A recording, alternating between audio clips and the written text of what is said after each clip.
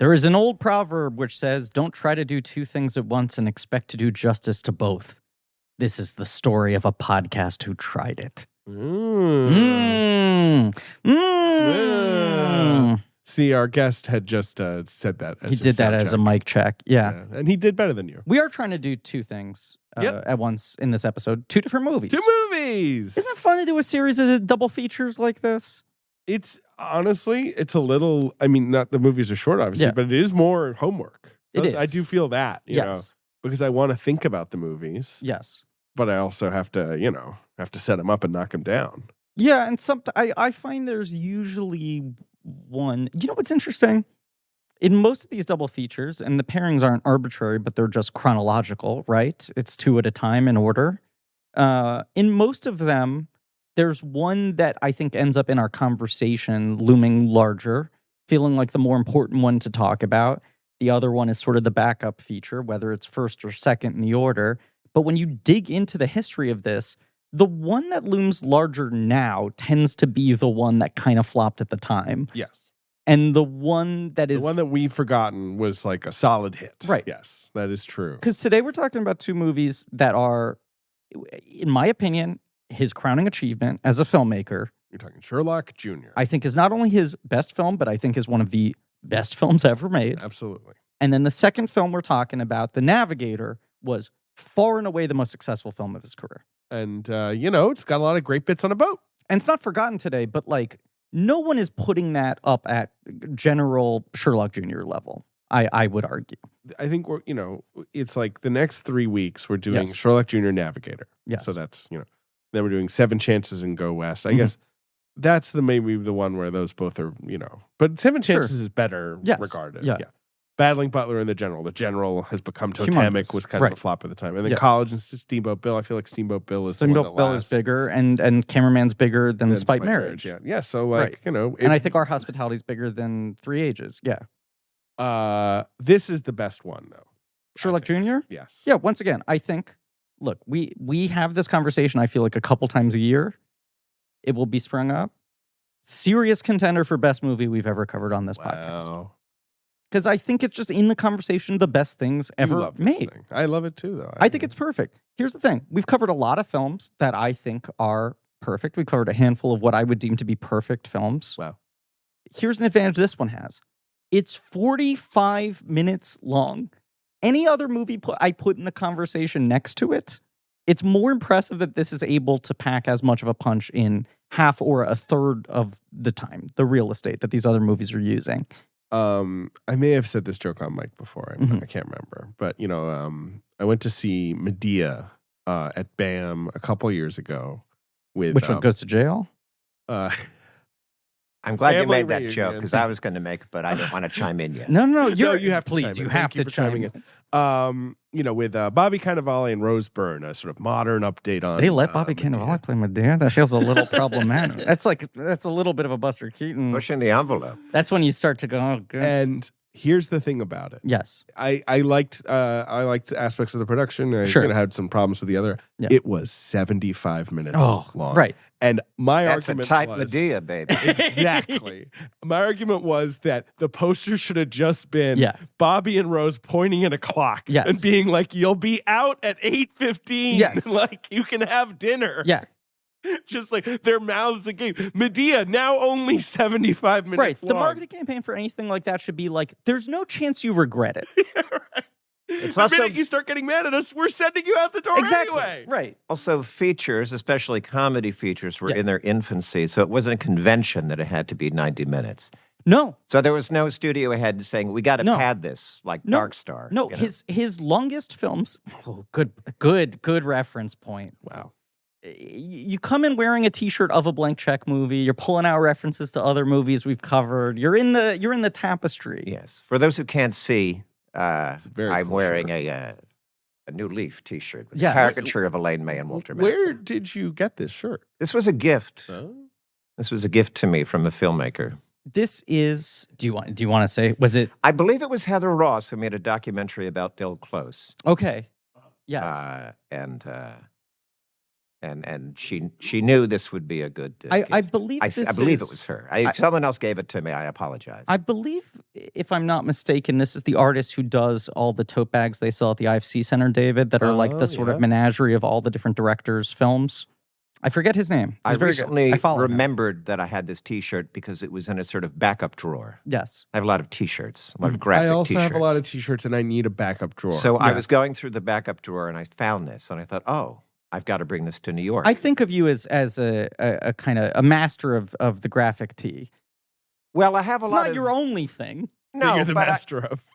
I have since I moved to LA, it's warmer there, so it's more T-shirts. In New York, there was more layering. There were like a lot of vintage cardigan work. The thing about New York, as someone who owns a bunch of silly T-shirts, you can sort of do the thing where you're like, maybe I'll just wear it under a sweater, and it'll just be my little secret, like that I'm wearing a silly T-shirt. I've become a little more of a long sleeve shirt guy, but it's because I can have the graphic tee underneath and decide if I want to get to that point. Have you ever done blazer and T-shirt? Oh, yes.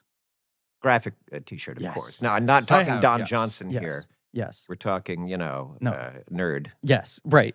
Yes. Don Johnson, but nerd. Right. Don Johnson, but nerd. Yes. No, I have done that. Blazer over T-shirt in general, I do think is. You do. Well, you do. You have your sort of corduroy blazer you wear often. Well, with I have that. A Doughboys T-shirt underneath. I need the backup drawer so I'm not, hurriedly looking for a shirt to wear, pulling out the Sonic and Knuckles shirt, being like, well, I can't wear that to the opera. Mitch might be the only person who wears Doughboys shirts more than you. Yeah, I do love my Doughboys shirt. And I have a lot of Venture Brothers swag. Yes. Because they have these T-shirts. So the bulk of my current rotation is Venture Brothers shirts. I've gotten to a similar thing. Let me set the podcast. They just give them to you, I assume. What is this podcast? Yeah, tell us what this is. Is there a theme? There are a lot of things going on here today. This is Blank Check with Griffin and David. I'm Griffin. I'm David. Lightning fast. It's a podcast about filmographies, directors who have massive success early on in their careers, say taking falls on stage as an infant. Sure, right. A child. Being bounced off a wall as a 3-year-old, yes. Right, and are given a series of blank checks, sometimes by one single person. Sure. Who basically independently finances the first 70% of his film career. And then once he gets a studio position, just carries the checkbook over. Sure. I mean, your sentence is running on at this point, but you're still grasping it. Yeah. Sometimes those checks clear, and sometimes they bounce baby. I was worried. And bounce like baby Buster Keaton was a bounce baby. He was a bounce baby. He was the ultimate. He was perhaps the great bounce baby. I know. You don't love to think about it in some ways. I know he was the boy that couldn't be injured or whatever, but still. You must wonder, you could imagine like a Simpsons cutaway gag where the doctor goes like, every single organ in your body is ruptured. Right. My God. It's like, it's good that the x-rays were pretty primitive back then. Yeah. But also it didn't seem to have any problems. Yeah. When did we get x-rays?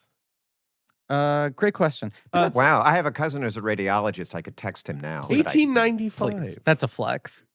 But Sherlock Jr., the one of the movies we're talking about today, it has the gag where he breaks his neck on camera. And he famously didn't realize it for like weeks. Just to clarify, the gag is not that he breaks his neck. No. He broke his neck doing a stunt. The gag. Doing something. And then only discovered it years later during the checkup. When the doctor was like, when did you break your neck? Right. It was like, that time I did kind of hurt my neck when I fell off that. And I did have like blinding headaches. That water tower spout thing. Right, that was the thing. They only identified that it had healed. He had weirdly. the injury, right? It was like, it was lingering, a bruise or whatever. Is it possible that Buster Keaton died during that stunt? You mean like and that for a minute? And it was a Bruce Willis. Oh, how great would that be? How great would that be if there was a ghost? Right, Vanity Fair expose. Buster Recent Keaton documents was dead unearthed. for half of his career. Yeah, his best films came post-death. That would be pretty good. Yeah. Our guest. It's throwing fastballs already. Absolutely. Curveballs, sinkers in the dirt. Yes. We're chasing him like, Carlos Beltran. And let's say this, he's an old friend of mine. He's one of my favorite actors. But beyond anything else, there's a title, a rare distinction that we need to introduce him with. Okay. He is the most overdue guest in the history. I think that is true. That means a lot. But here's why. I'm not just saying that. And you probably don't remember. I don't know if you remember this. You were supposed to do our episode on M. Night Shyamalan's The Happening. Yes. In 2016. 16 or very early in the days of the show. It was the first proper director series we ever did. Right. It was really just like 5 or 6 episodes into this show as a concept. And so whatever, is it the village? No, Lady in the Water right before that. Our Lady in the Water episode ends with us promising that you will be on next week. And then what happened? It was Griffin's fault. It was my fault. He had set up it was my with fault. you that you would do this, but we didn't actually like check with you that you were available until like week of. Like this where it was like, I may be in New York for a week shooting a thing. And then I sort of like put it on the books without ever double confirming with you. Oh, I see. Yes. We had the conversation where you said yes in principle. Yes. But then, it was absolutely my fault and not yours. But I'm excited to say James Urbaniak is on the show today. Period. So excited. I love this 7 years show. after the promise fulfilled. Very nice. It's wonderful to put faces to the voices. Of producer Ben and of David, fellow Jersey boy. You made the fellow Jersey boy. We discussed New Jersey. Yeah. We have that in common. James, truly, people will come up to me a couple times a year and go, "Are you ever actually going to get James Urbaniak on?" Because I've been waiting since that. I must say, when I listened to the Fabelmans episode, and I have a small role in the Fabelmans, and you mentioned me, we shouted you out, and then you mentioned me, and you said something like, "We have to have him on the show," and that made me feel good. Yes, and then you messaged me. I said beyond overdue, and you mentioned that you had been watching Buster Keaton movies with your son recently.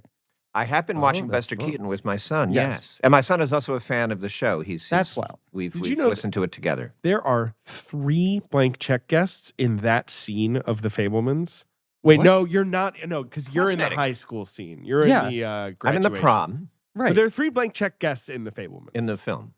No, fuck. What am I talking about? What are you talking about? I've lost my mind. There's one blank check guest in the Fabelman. I have had a cold. I'm no longer. Well, you can hear it in my voice. Sure. There are 2 many future blank check. Yes. Little Steven has got to come do the show. I mean, come on. Gaby LaBelle. I'd have him. Yeah. Judd Hirsch. Great. Oh, yeah. Judd Hirsch would be a great guest. Yeah. Judd Hirsch is doing Old Boy.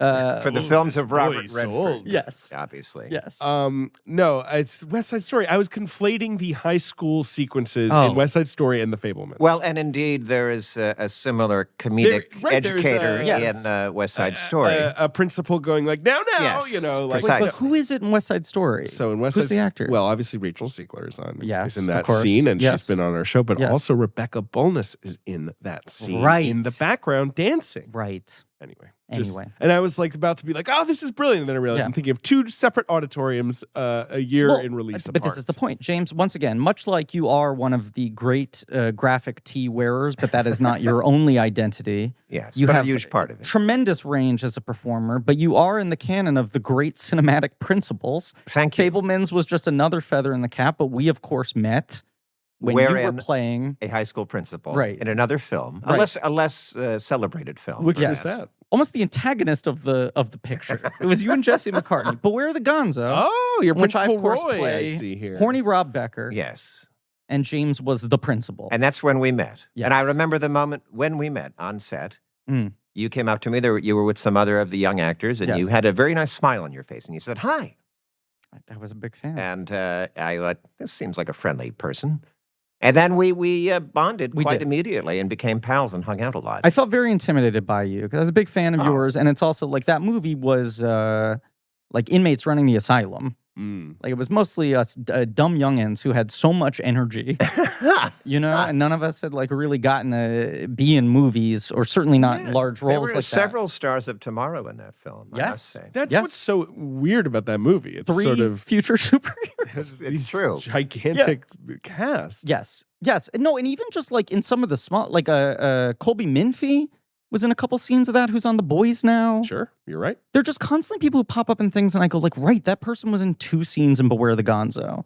It was our Dazed and Confused. Yes. In terms of future stars. But there were very few grown-up roles in that movie. And most of us were actually pretty young. It wasn't like 29-year-olds playing high schoolers. Now, how long ago was that? This was it's 14 years ago? It came out in Something 2010. Like because I had shot it in 2009. Because this is when, because for the last 20 years or so, I play quirky authority figures. Yes. I play the grown-up in the room often. Which I feel like you're such a key kind of like Gen X indie film figure. Is it surprising to you? You come in today, you look cool as hell. You're wearing a fucking, new Leaf shirt, but then you show up in something like Fabelmans as like the stern, like sort of like self-amused principal. But he's also fit it very well. He's also a middle-aged man from the early 60s. So he's a character who's born in like 1917 or something. That's a good point. Right. Yeah. And as you know, I also have the fondness for old-timey times. You love old-timey stuff. Was that like Buster Keaton? How much? Actually, I have to know. Yes. Like, what was it like working on a Steven Spielberg film? It was really incredible. He was a total mensch. Yeah. I walked in and it was shooting at an actual high school in LA. It was July. It was like the July prior, not this past July, obviously, but the one before July that. 21. It was a hot day. The air conditioning was off, obviously, for sound. Yes. And the room was filled with extras, young people dressed for the prom, and it looked like Back to the Future. Right. Because it's supposed to be the early 60s, which looks like the 50s. Yeah. And then a classic first AD, a tall, sort of alpha male, sort of Michael Bay type guy, walked over to me, very aggressive, but good people skills. You know the type. There's a certain type of AD. Yeah. And I'm like, here comes a classic AD. He came to make things happen very fast, tall, right? very tall, Right. broad. And he came up to me. He was like, hey, James, said his name. Yeah. So we're going to set up for the shot with the group. Just go on stage. Go up on the stage. So now I'm on the stage. Oh, wow. This guy does look like an alpha. There are young people there. Are you looking up Spielberg's first AD? Yes. Josh McLaglen. And there's young actors playing in the band, and there's just tech people running all over. And my first thought was, well, obviously, Mr. Spielberg will be in Video Village. Yes. Right. I'll never even meet the man. Right. The AD will tell me what to do. Yeah. Yeah. And then from the back, there he comes. Yeah. He's wearing a mask. Right. It's still pretty deep still COVID. COVID-y Deep times. COVID. He's wearing a mask, the glasses, the beard, a cap.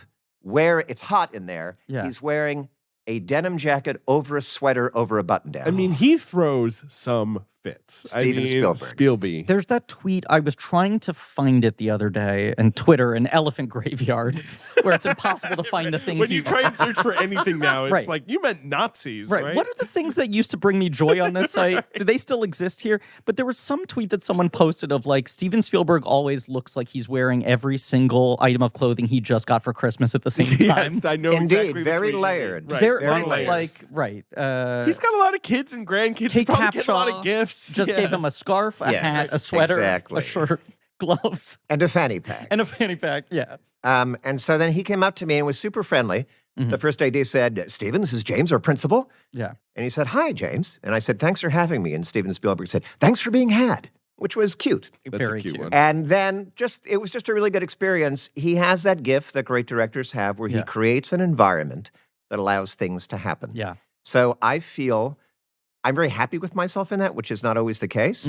But I feel like I'm funny and spontaneous, and I actually get a couple of close-ups because I would do takes and he would come out and he would laugh. Yeah. At one point, I felt comfortable, so I called him Steven. And I said, Steven, is this working for you? And he said, it is so working, which was just very nice to hear. You're part of what is in that movie, one of my favorite Spielberg camera moves ever, like extended Spielberg shots. Yes. Which is there's that extended sort of moving oneer that starts with the end of the film being projected, you coming up, sort of calling for applause from everyone, right? And then it pans around to everyone else reacting to this movie as he's disappeared. The bully kid sort of like recovering from it. Right. The girl, the redheaded girl he was having the kissing affair with coming up, the other girlfriend coming up to him, and going back to the Christian girlfriend. And I was watching him do all that coverage. Also, at one point when he was covering Sammy, and he was actually saying things like, look over there, like the jocks. Check out what the jocks think. Yeah. It was almost like Ed Wood going, walk through the door. You know, just telling you where to look and what calling to it do. like mid-take. Calling it during the take, because it's like an MOS shot. Yeah. And then also the camera is coming in on him in that very Spielbergian way. Yeah. The light from the projector is on his face. And at the end of that shot, Spielberg said, fucking cut. That was beautiful. So he's a rascal. Yeah. But he also had great, what I can only describe as youthful enthusiasm. Yeah. It also felt like making a Funny or Die video with a 24-year-old guy in 2007 or something.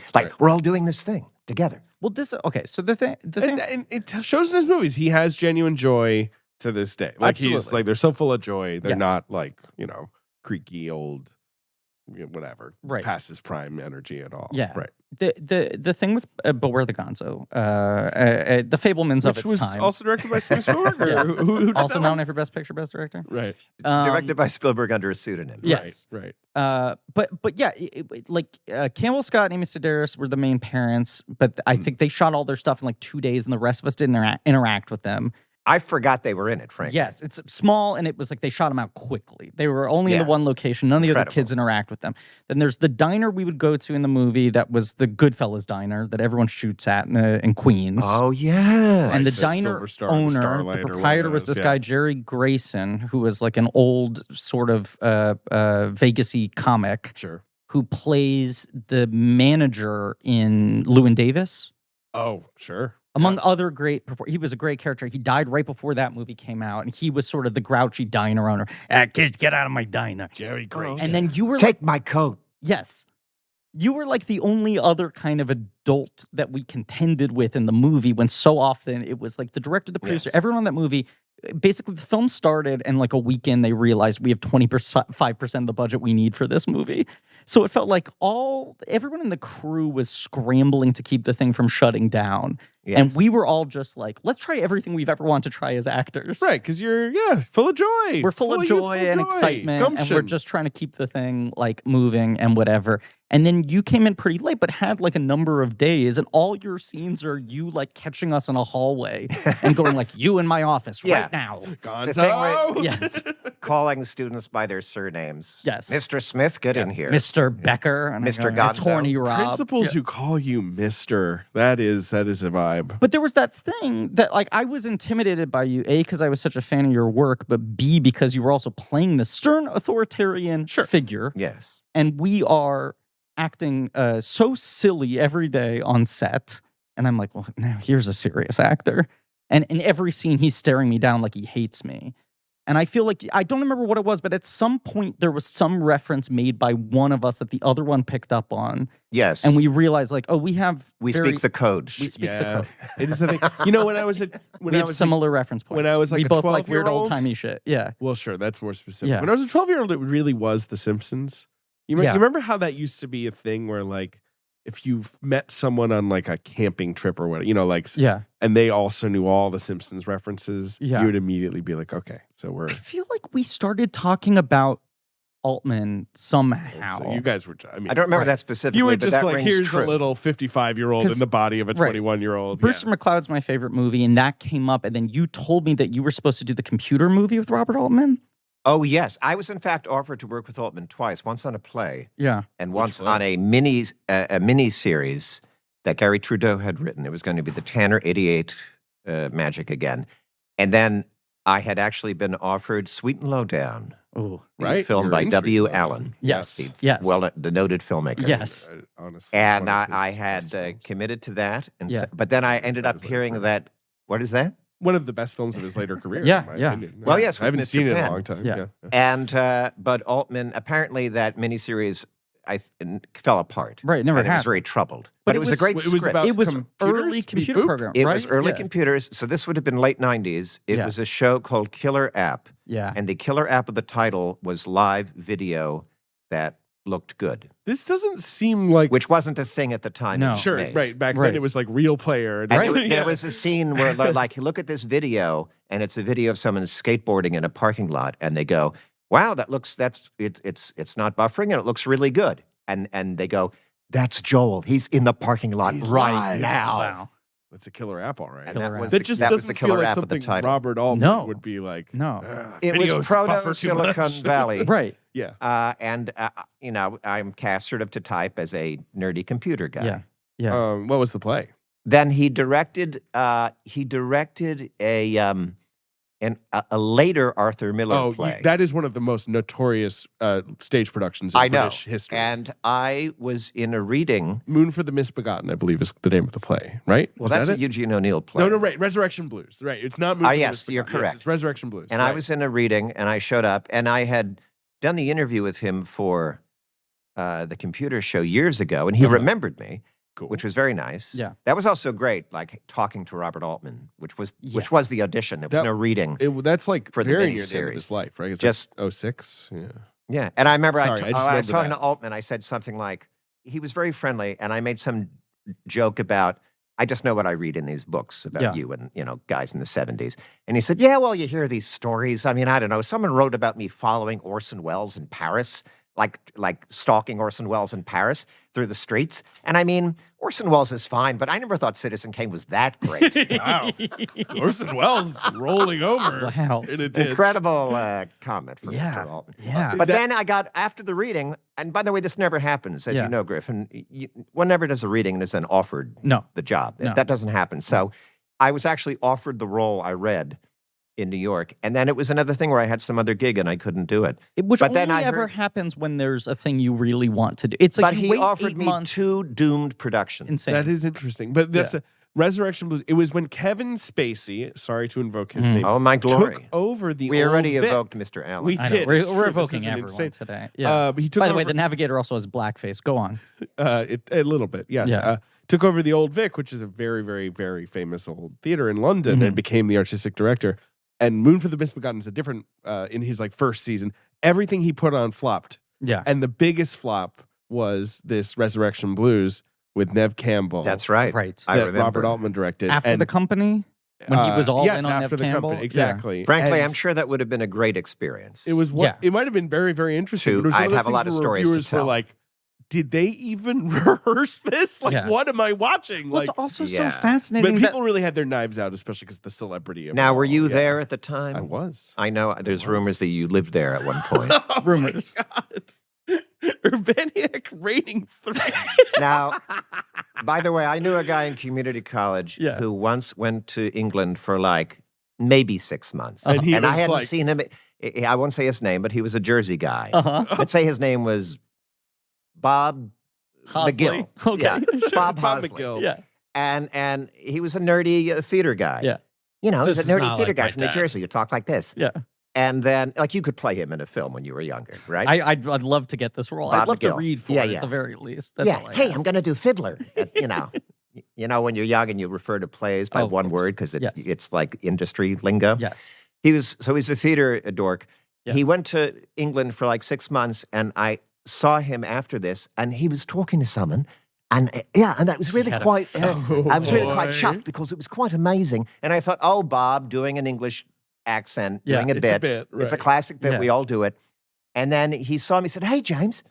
And I was like, hey, what's up? He goes, oh, I was in England for last year. That's where I got this. And he pointed to himself, meaning his accent. That's where I got this, is if he's pointing to a shiner on his face. That's where I got I can't get rid of it. I can't get rid of it. He's wearing a hat with bananas now, on I'm not saying this. I'm not saying this is a story that David tells about being in England. No. To sound cool. I lived in England for 13 years, and I got a tinge of an accent. I did not start calling people sometimes, maybe the upward inflection at the end. Do you want to get some tea? That thing. I think that's fine. If I go back there, it does come back a bit. Sure. I've always found he says aluminium. Yeah, You've been hitting aluminium really hard this miniseries. And you're always talking about how chuffed you are. I am so chuffed. Well, he is just chuffed. And I am always parking my car in the garage and then going to my house and making a big bowl of pasta. Garage sounds like it should be the American pronunciation, and British should say garage. James, that's a weird one. The fact that Brits hit the long vowel, except for the confusing words where they're like, no, never mind. You say pasta with a long A? Well, then we'll say pasta. Where you're just like, why? What's the rule here? Why do they flip it on me? Yes, pasta, very confusing. Garage, there's a few others where for some reason they have vitamin. Do you know what's one I've been really obsessed with recently? What? Yogurt. Yeah, yogurt. They say yogurt like that. They speed it up. Yogurt.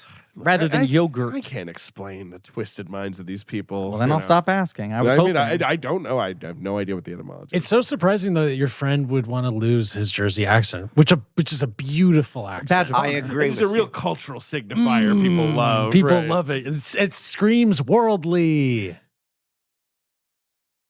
David. Yep. Buster Keaton, in the films we're covering. Our subject. Yes. Sometimes does foolish things. He misunderstands a situation. He doesn't understand how to play it correctly. It's true. You know what would be the most foolish thing he could possibly do in a movie? A thing that would cause him to lose the entire audience's sympathy. What? Because you just couldn't understand the foolishness. It would be unfathomable. What? if he enjoyed playing the waiting game. No, you can't, because no one wins the waiting game. Even he knows that. No, because when it comes to hiring, for example, yes, it's one aspect of the game that we're talking about. A huge part. Yeah. You don't wait for great talent to find you. You find them first when they need. This is the thing. You shouldn't play the waiting game under any circumstances. But if you're trying to hire somebody, you don't go, hey, show up when you feel like. You just read so much ad copy. You're just kind of like, what if I just did it slow then fast? You start just sort of. You're like Jeff Daniels talking about Aaron Sorkin. You got to learn the dialogue so well that you can dance on it. I'm dancing on it. Indeed is the hiring platform where you can attract, interview, and hire all in one place. It's the Buster Keaton of hiring platforms, and I don't mean in its foolishness. I mean in its superiority. Right, multi-talented and versatile. Right, Buster Keaton, writer, director, performer, producer. Now tell me some of the multi-talents that Indeed has. Well, instead of spending hours on multiple job sites searching for candidates with the right skills, Indeed is a powerful hiring platform that can help you do it all because they have something called Instant Match. Over 80% of employers get quality candidates through it. Their resume on Indeed, the candidates, matches the job description, and they get those candidates the moment they sponsor the job, according to Indeed Data US. Candidates invited to apply are 3 times more likely to apply to your job than candidates who only see it in search. I'd say that's skill number 2. Yeah. Fine. Indeed does the hard work for you. Indeed shows you candidates whose resumes on Indeed fit your description immediately after you post so you can hire faster. Yes, they're fast. They're easy. They're successful. Apparently, they deliver 4 times more hires than all their other job sites combined, according to Talent Nest in 2019. Apparently, 3 million businesses worldwide use Indeed to hire great talent fast. That is frankly embarrassing for other hiring sites. Just the Indeed is just it's like Joel Embiid, which I just flipped the names there. The current MVP of the National Basketball Association. We might be spending too many different possible ad read angles in this one ad We might. We're tying a lot of stuff. Joel Embiid could have been like a 3 ad read arc. All right. Embiid Indeed. I'm going to just do this. Start hiring now with a $75 sponsored job credit to upgrade your job post at Indeed.com/check. Offer good for a limited time. Claim your $75 credit now at Indeed.com/check. Indeed.com/check. Terms and conditions apply. Need to hire. You need Indeed. James, you have such a great and distinctive voice that you've done so much great voiceover work, like the Venture Brothers, but even just in general as an actor, I feel like it's one of your trademarks. Is it a thing you developed as a performer? Did you always sound like this in the middle of New Jersey? Well, I got to tell you, I'll tell you 2 things. Yeah. One is when I was a little boy, I was born in 1963. So in the late 60s, when I was very young, like in 1st or 2nd grade, a boy came up to me and he said, "You sound like Mr. Spock." Wow. And I didn't know what that reference was. How old it wasn't were you? until later. Yeah. Maybe 6. Wow. Or 7. That's like when Star Trek is fresh. Like So, it just hit air. I guess when I was 7, I was like, "Do you want to go to the playground and play?" Yes. And so, but here's the other thing. My parents are both from New Jersey. My dad was born in Bayonne. My mother's from Jersey City. They met at a Catholic dance in Jersey City in the 50s. Anyway, my dad kind of sounds like this. He's got kind of a mild Jersey accent, just a little East Coast edge to his voice. And his default is he's kind of a loud talker. Sure. Hey, and he calls me, "Hey, Jimmy. I heard you.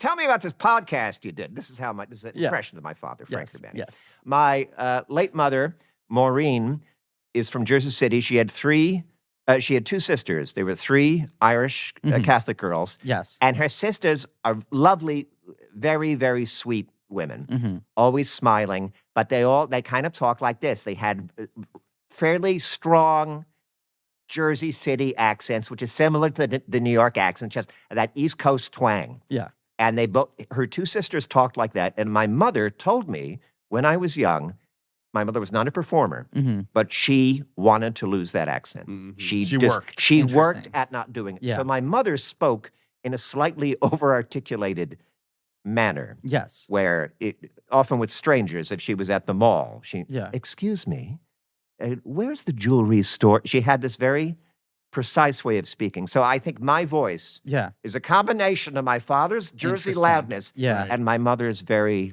precise you've sort got of the tang, articulation. but then you've got the preciseness. But then I also am from the tri-state area. I'm from Jersey, so my whole life I've had tells. Yes. Like I said huge my whole life. Like Donald Trump. Yeah. Back me up, producer Ben. Yeah. There's a certain areas of Jersey and New York, you don't do the sound. It's just a Y. You just say, you also say humor. And I still say humor. Hanukkah.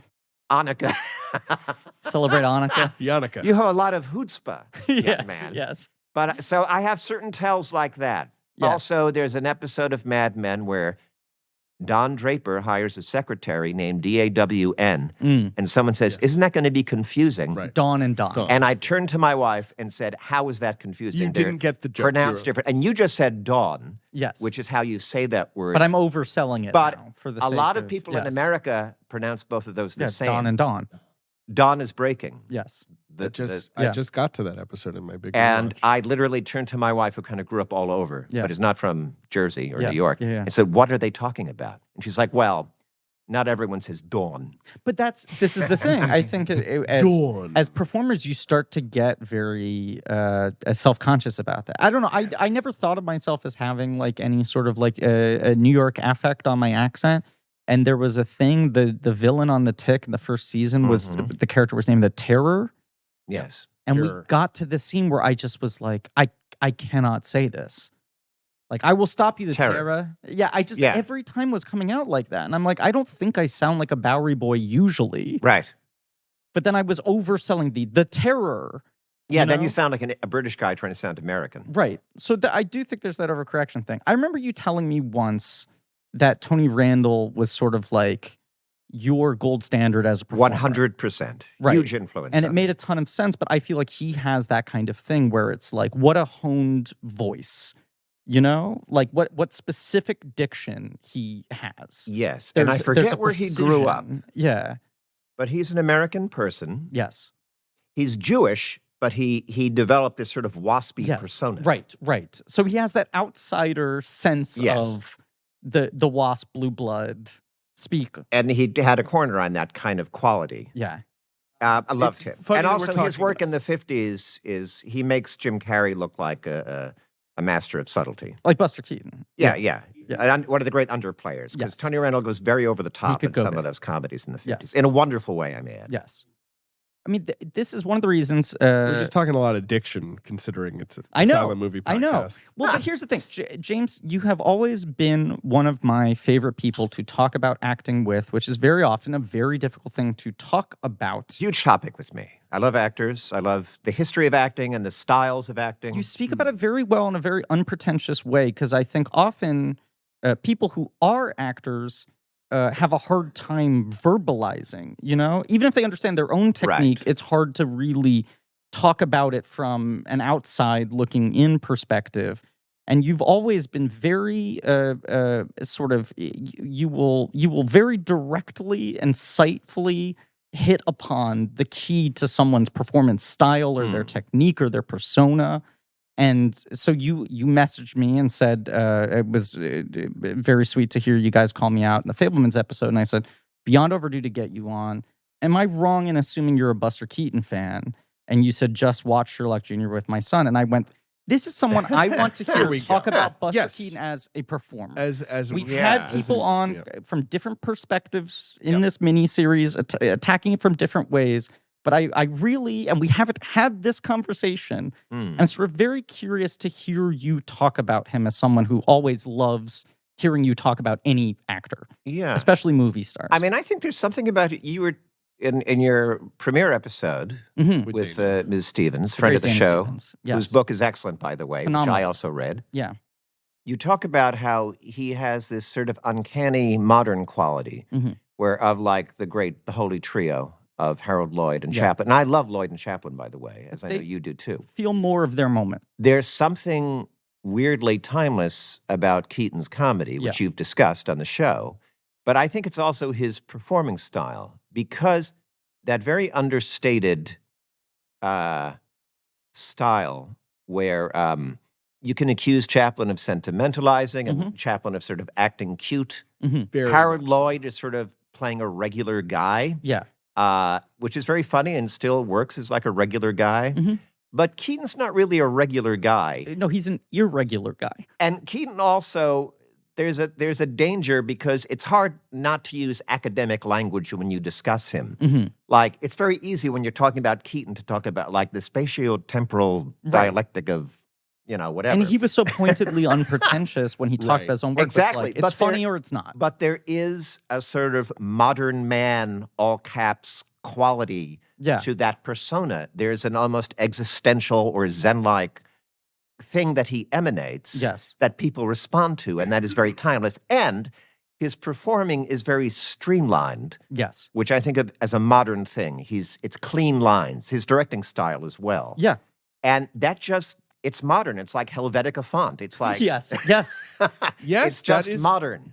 Yeah. Which Helvetica was a response to like the ornate German typography during World War I. It's basically, Helvetica is an anti-Nazi font. You're talking about, and it's the font of the New York City subway. It's my favorite font. But anyway, I did that's modern because it's clean and streamlined. And he's got that modern quality in the teens, which I guess you could say is the beginning of like a modern era in art and literature, 20th century. So there's just something about his style that because it's so clean and unaffected and anti-sentimental, and even, I don't know, I wouldn't say it's emotionless, but have you read Walter Kerr's wonderful book, The Silent Clowns? No. Great book. Walter Kerr was, a writer and critic. Yeah.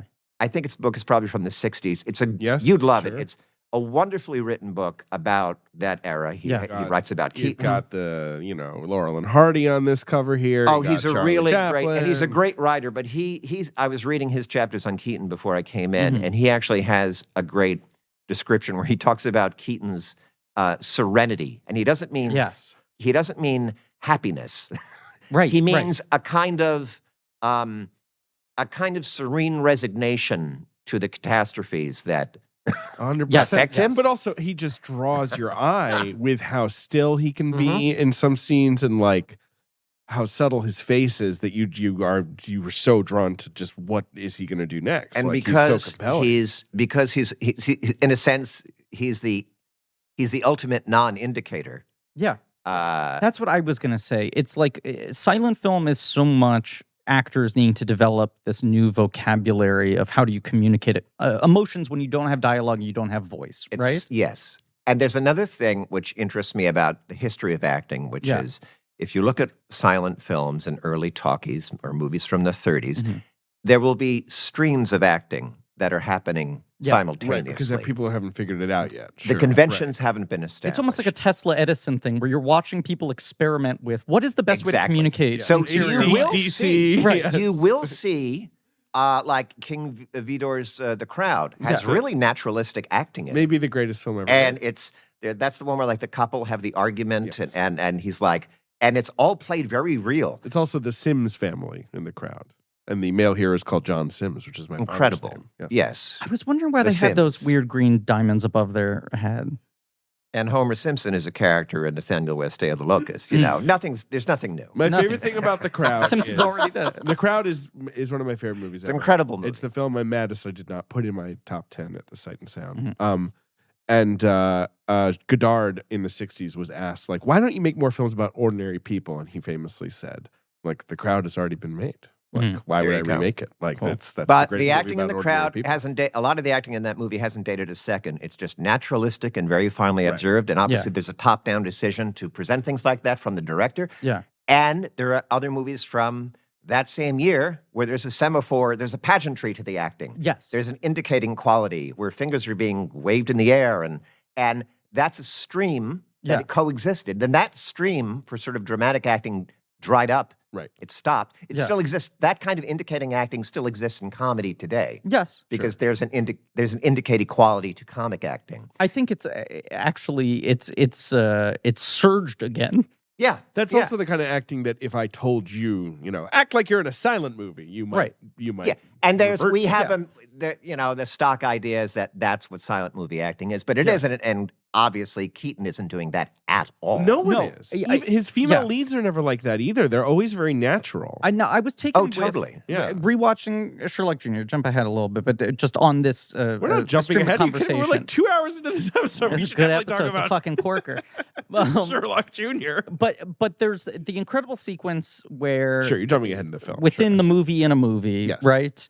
Where the romantic rival, the classic Keaton big guy competitor for the love, the Sheik, yes, and his butler are rigging up all these traps to try to knock out Sherlock Jr. Right, and it's an incredible sequence. But like those two guys are absolutely doing what most people think of as silent film acting. They are like so heavily made up. Yeah. They are like really wagging their eyebrows and like over emoting and over expressing. And it helps the scene. Oh, it does. But you're watching it, it only puts in more stark contrast how modern a performer Keaton is, because it's like he's doing like sort of a form of like new Hollywood neorealistic acting decades before that's going to become de rigueur, let alone before, dialogue and sync sound is being put into these movies. He's acting like a talkie actor, but he's using the fact that you can't hear what he's saying, and he's to his advantage. It's amazing because it's all, as we all know, he's basically been in show business since he came out of the womb. Yeah, and he grew up in vaudeville and in medicine shows. Yes, and he's coming of age as the technology's coming. And he's also watching people like Houdini from the wings. Yes, I love that his family were pals with Houdini. That's such a great. But then when he transfers to movies, his performances are so filmic. It's just all about owning. He got it. He got the difference. Owning it on screen, and he gets what can be subtle and small. Yes. One of my favorite bits in Sherlock Jr. is when he's just like, I lost $1. And he's like, describe it. And James? Little gestures like rectangle. James, it is. Apparently, there were eagles on the back of the dollar bill. It is my single favorite Buster Keaton bit of all time. That is right at the start of the movie, basically. Because it's not. Because the callback, when first he asks the woman to describe it, and she shows the shape of $1 with her hands, and then and a little eagle flap thing. And then later, someone else comes, and he's like, rectangle. Eagle flap. He does it, and it's hilarious. Which is always funny when someone picks up. But that's also a very throwaway bit. It is. And that's what makes it so funny, is how underplayed it is. And it's for how much, obviously, the bits that get talked about so much are the incredible stunts or the incredible feats of movie magic, right? This is just a little bit of behavioral comedy. 100%. That so indicates this guy's entirely bizarre, specific worldview, right? Yes. His perception of the world is sort of unfolded in this moment where you go like, wait, what does this guy think? Like, what is his internal track of logic? He understands that if someone comes and says they lost something, you need to have them describe it, right? Exactly. What color was your scarf? Yes. Right? What pattern was on your hat? What material was it made out of? Whatever. And he's doing the same thing, but with United States currency that is uniform. I mean, he's also scheming some, because he doesn't want to give the $1 away because he needs it to buy the candy. But it speaks to his innate, JJ get that good candy. JJ pulled this up in his research, and he was sort of pushing back on it a little bit. But like Keaton said, the Chaplin tramp character was in it for himself. He did what he needed to do to survive, to get by. Sure. There was a lack of scruples, and he could sometimes find some joy in getting the better of someone. And you can point out a bunch of examples where Keaton breaks his own rule in this sense, but he was like, fundamentally, I tried to make my character an honest guy, who kind of can't do the wrong thing. And in that moment, it's like, there was a reason he could use this money. It would be so easy for him to keep the money. The thing he's asking them to prove as a test that it is their money actually makes no sense. It doesn't prove anything. Right. And he still concedes it and goes like, what am I going to do? They and that's the thing. eagle. And that's what that's part of that serenity thing, is that he does concede. So if a house falls on him and he lives, he's like, oh, I guess a house fell on me. And I guess I don't have a house anymore. I guess I don't have a house anymore. Yeah. And he's sort of serenely resigned in his way. It's like the greatest sort of tiny encapsulation of his comedic sensibility. And the other thing is this is a great point you're making. Yeah. And the other thing is his character is practical. Yes. His character is always, all right, there's a situation here. Right. How can I fix this situation? Yeah. it's delightful when Chaplin makes whatever potatoes dance. Yeah. But Keaton wouldn't do that because it's not practical. No, it's showy. It's showy, and Keaton's not. Keaton's Yeah, like, "What's Keaton's the problem? not goofy. How can I solve it?" Yeah, And or then, of whimsical course, or whatever. And then, of course, Buster Keaton, the director and performer, loves the mechanics of things. Right. And so he also reduces himself to a mechanical object. Yes. And then, so there's a wonderful kind of, there's like a real mechanic, sort of almost math-oriented approach. Frankly, if you'll allow me, please, I think he's a little Kubrickian. Yeah, because he's such a highly technical and like takes so and long. And once he's making features, things. there's a wonderfully formal yes. sense of framing. He doesn't And move the there's camera there's that kind much. of there's a coolness where it's say if, and I'm not saying either these are good or bad, they're apples and oranges, but Chaplin is very, very warm. Yes. And Keaton is very cool.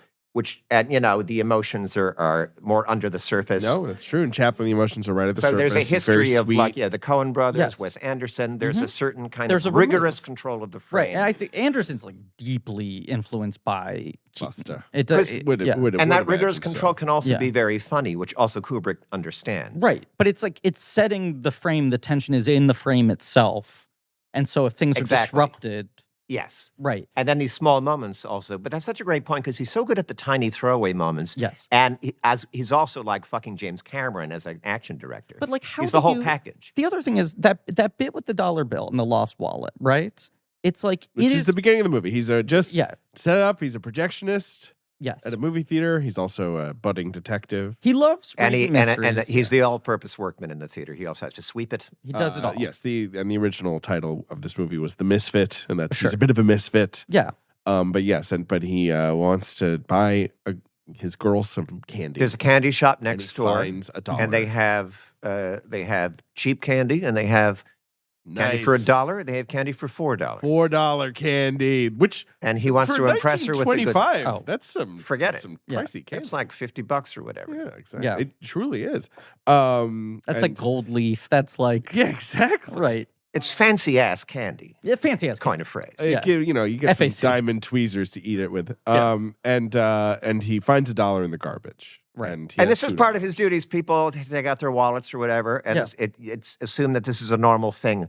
This is one of the perks of being the janitor. Now and then he'll find some money on the floor. Right, which once again, Chaplin would not only not hesitate for a moment to pocket the money, he would pull the wallet out of the back pocket of someone. Yes. Right? Because it's like Chaplin's No, that's character, right. The tramp is a bit of a scoundrel, but Keaton isn't a scoundrel. And I think the tramp is so much a character living in the wake of the Great Depression, right? It's this idea of like he represents the desperation in America of just like whatever it takes, right? Like whereas Buster is up against what's coming next.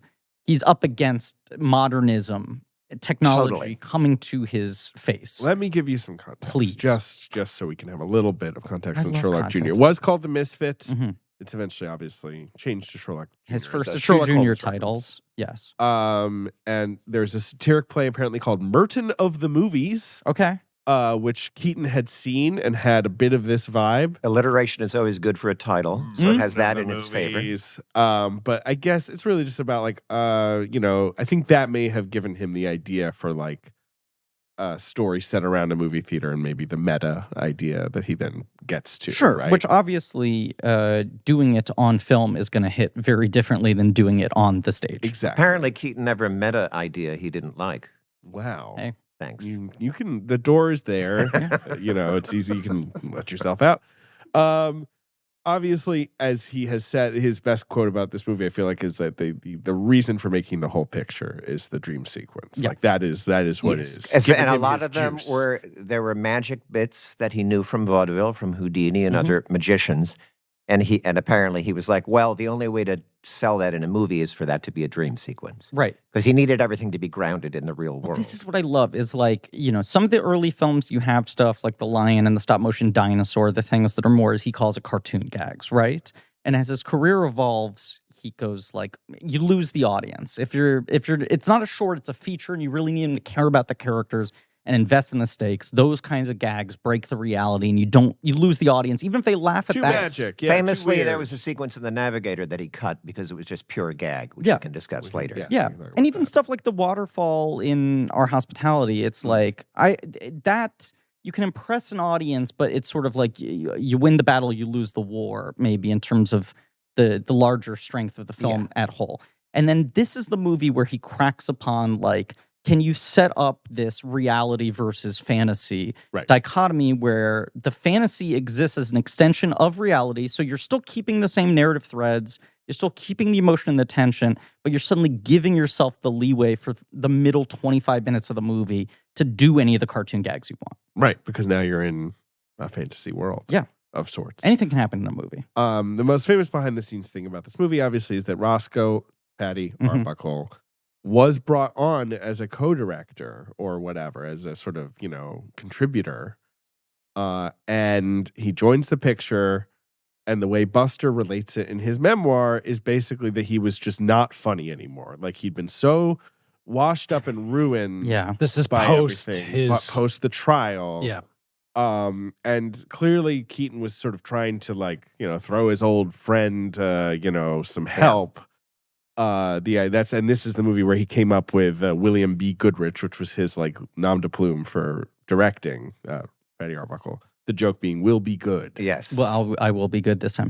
Right. Can I just read quickly, because Dana did so much table setting for us on both the first main feed episode and the Patreon episode. The one thing I forgot to bring up with her, and I emailed her for the follow-up, was, because we should just acknowledge it, we're doing this series on the films of Buster Keaton as a director. On most of these films, he has a credited co-director. Yes, although usually he hated them. Yes. And fought with them and sort of would fire them or run roughshod over them. Very often it was the studio would say, we want someone reining you in. We want someone who's sort of got their eye on the ball. And he would be like, this guy ain't funny. Right. Yeah. And he would sort of find a way to make them quit. But Dana just wrote very concisely, basically all you need to know is that he used a co-director on many of his independently produced films in order to have someone stand behind the camera while he was in front of it. Makes sense. In our modern sense of the term, he was still the director. Most of them came from a stable of regular gag writers. A few were put in the slot by Joe Skank, but whether or not BK gets credit or co-credit as a director, if it's a movie made by a studio between 1920 and 1928, it's his ideas being executed on screen. Right. I think part of it was the studio wanting someone to mitigate, but also part of it was him being like, sometimes I just need a guy to sit in the chair. Sometimes I want to focus on the gag and I need someone who's actually communicating my wishes to the crew. And the ones he worked well with were the guys who had no ego about it, understood I'm sort of a means of communication for his ideas. Yes. So anytime anyone came in with their own ideas, he would basically he'd be like, get them to quit. Right, exactly. He'd be a pain in the ass, it seems. Yes, he'd be a pain in the ass. Now, according to Buster, it was Roscoe who was irritable and impatient and snapping at people and yelling at people and was no fun. And they essentially, according to Buster Keaton, conspired to get him a different job on a different movie called The Red Mill. Now, historians have been like, the movie The Red Mill can't have been it because that came out 3 years later. Sure. So maybe Buster's memory is not perfect on that. But clearly they got rid of him. Yeah. But that does not hang over the movie really in any way, obviously. So that's all going on. Now, Sherlock Jr. Yeah. I do think it's his best film. It has become his most popular film on things like the Sight and Sound list and all that. I feel like it's supplanted The General. Yes. As sort of the critic consensus perfect Keaton movie. When did you first see it, Old Griffey? When did I first see it? I think I must have seen it in the sort of previously discussed high school TCM Buster Keaton marathon. But then I remember my very, very brief tenure at film school, California Institute of the Arts. I had a teacher named Gary Mayers who taught a seminar, film history class. And there was the 1 week that was, the greats of silent comedy. And he played Chaplin's 2 a.m., which for my money is still the best thing Chaplin ever did. Wow. Over his features. I don't know if either of you have ever seen that. No, never. I don't know that one. I think you mean 1 a.m. I'm sorry? Yes. Yes, I do. Yes. I have heard of it. Never. That's a very old, yes. That's one of the first non-Tramp movies, right? He's playing someone else. And he's playing a sort of rich, stuffy lush.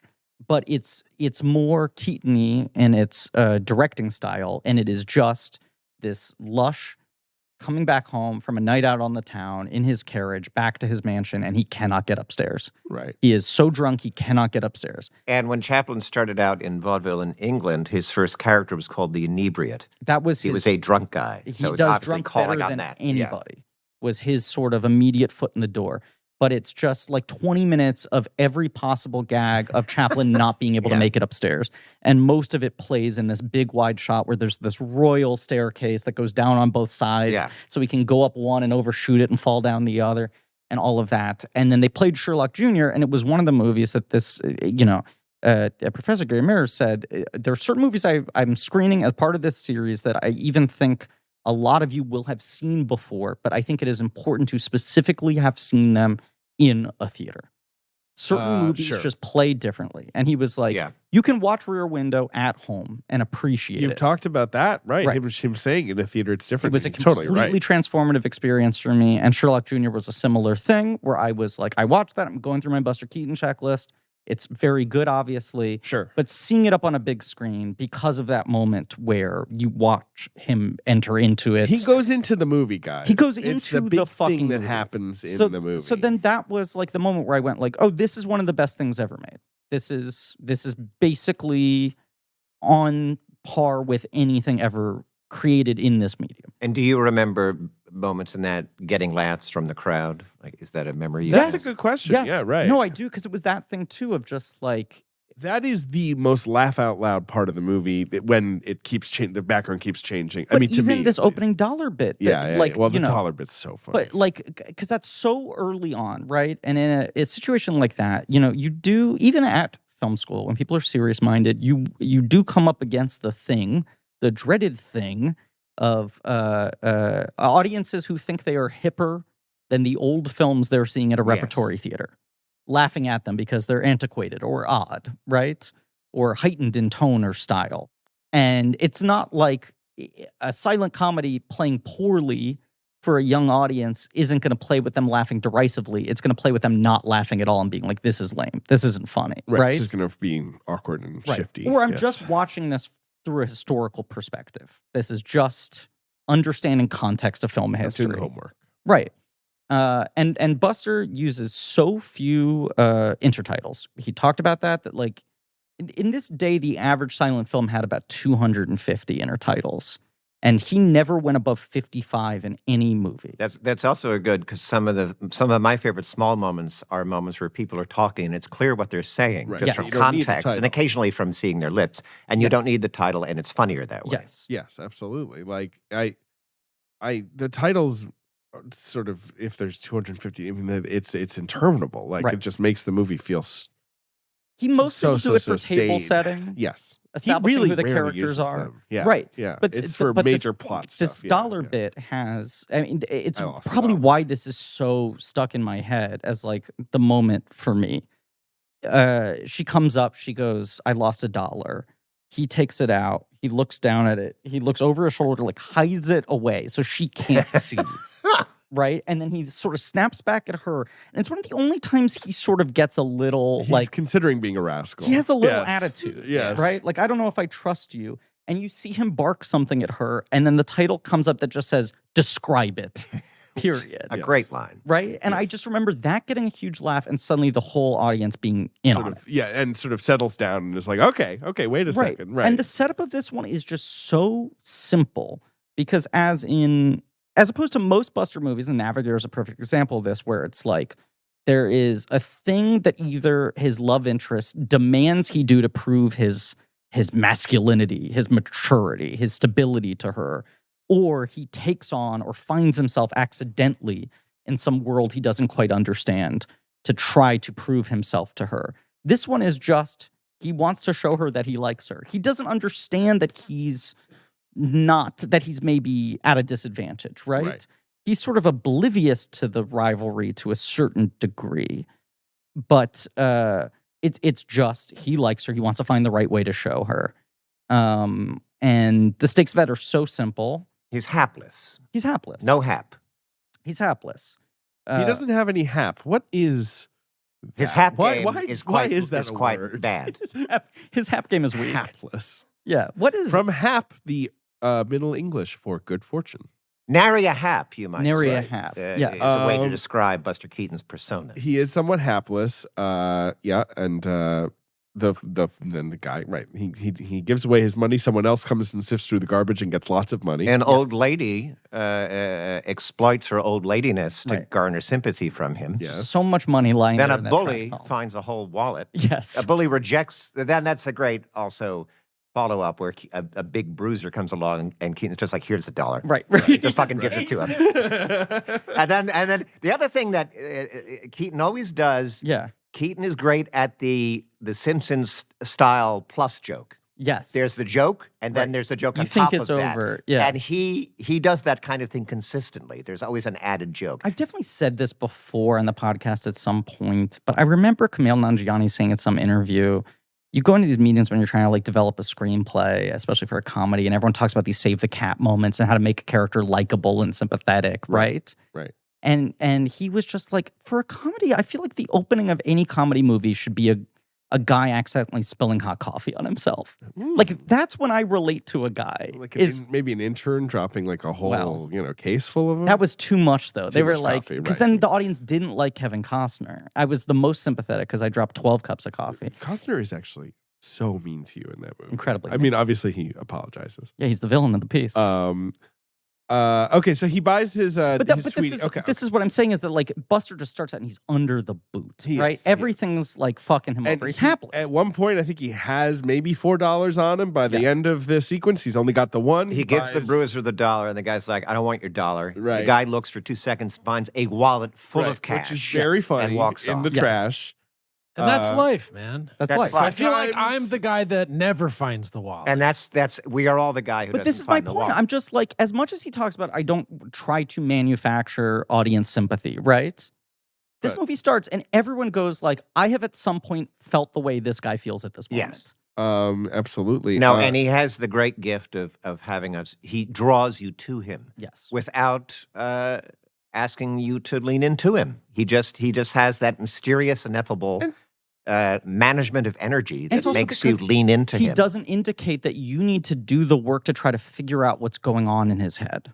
Because he's not going to necessarily spell it out to you. Yeah. It is sad, though, that he, it's poignant that he buys this $1 chocolate and then he writes it, to make it a 4. He turns the 1 to a 4. Yeah, it's and then of course it ends up backfiring, sealing his fate in that particular situation. As he's set up later. Mm-hmm. Yes, so the setup is, and it is complicated. The villainous sheik, steals the dad's pocket watch, pawns it for $4, buys a $3 box of chocolates, and then puts the pawn ticket into his, $4 box of chocolates. And the sheik's so named because a la Rudolph Valentino. Right. The sheik doesn't have any money either. He's a player. Yes. He's a fuck boy. He's a fuck boy.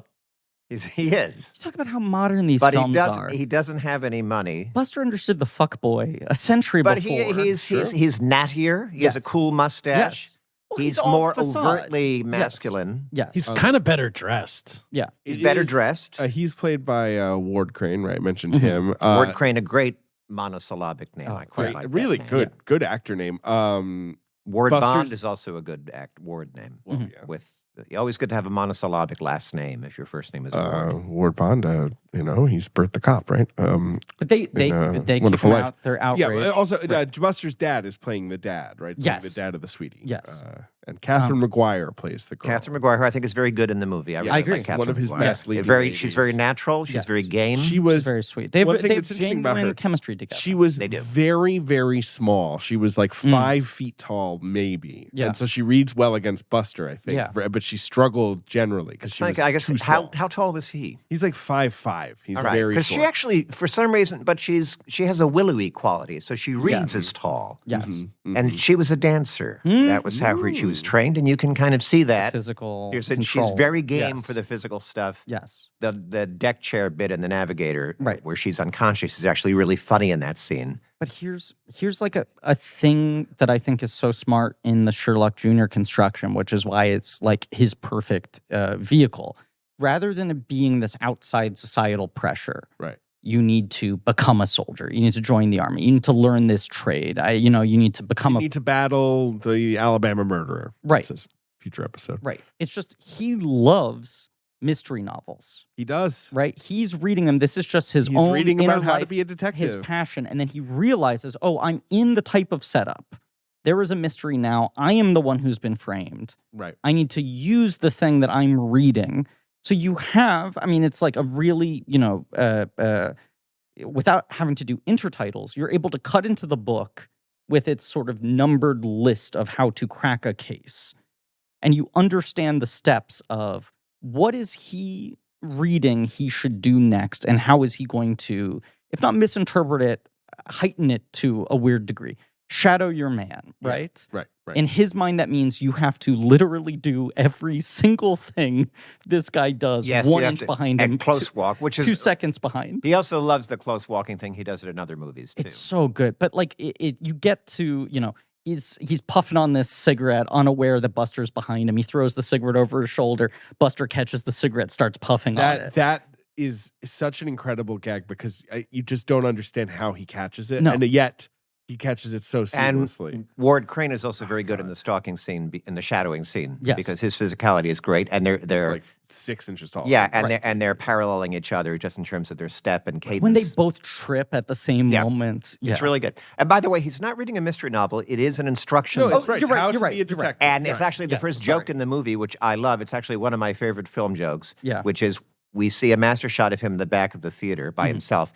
And then they're close up, and he's reading a book titled "How to Be a Detective," which I think is really it is very funny. funny. After that title, it's like some people try and do two things, even though you're not supposed to. And then he takes the book down, and he's got a little fake mustache, and then he puts his fingerprint on the book. Yeah, he licks his thumb to make a print, and then so he's got two tools already: a disguise and a magnifying glass. But he's set. He gets hoisted by his own petard because it's the guy reads the book. Yeah. And the book says search everyone. Right. And so the guy gets him into detective mode, and then, then they're like, well, we have to search you too. Yeah, because the sheik has stolen the wallet of the father. And he's stolen the watch. The watch, and rather. He's put the pawn ticket onto Buster. Yes. And so when they search Buster, he they find the pawned it, and he pawned it for $4. For $4. He bought candy for $4.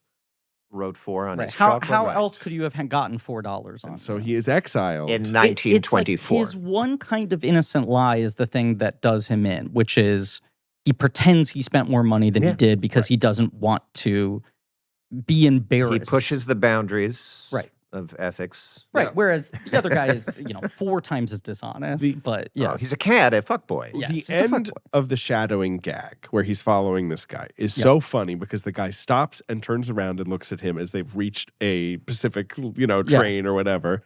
And Buster just has to go like, oh, yeah. Yeah, Buster's like, hey, man. Give him a wave and walk but right it on seems like he's angry a little bit. Like, he's like, get out of my way. I'm trying to board this. Yeah, here I am. Going, and the guy just immediately locks him in there. Yeah. And this is where we have the gag that almost killed poor Buster Keaton. Yes, then the first spectacular physical sequence of the film.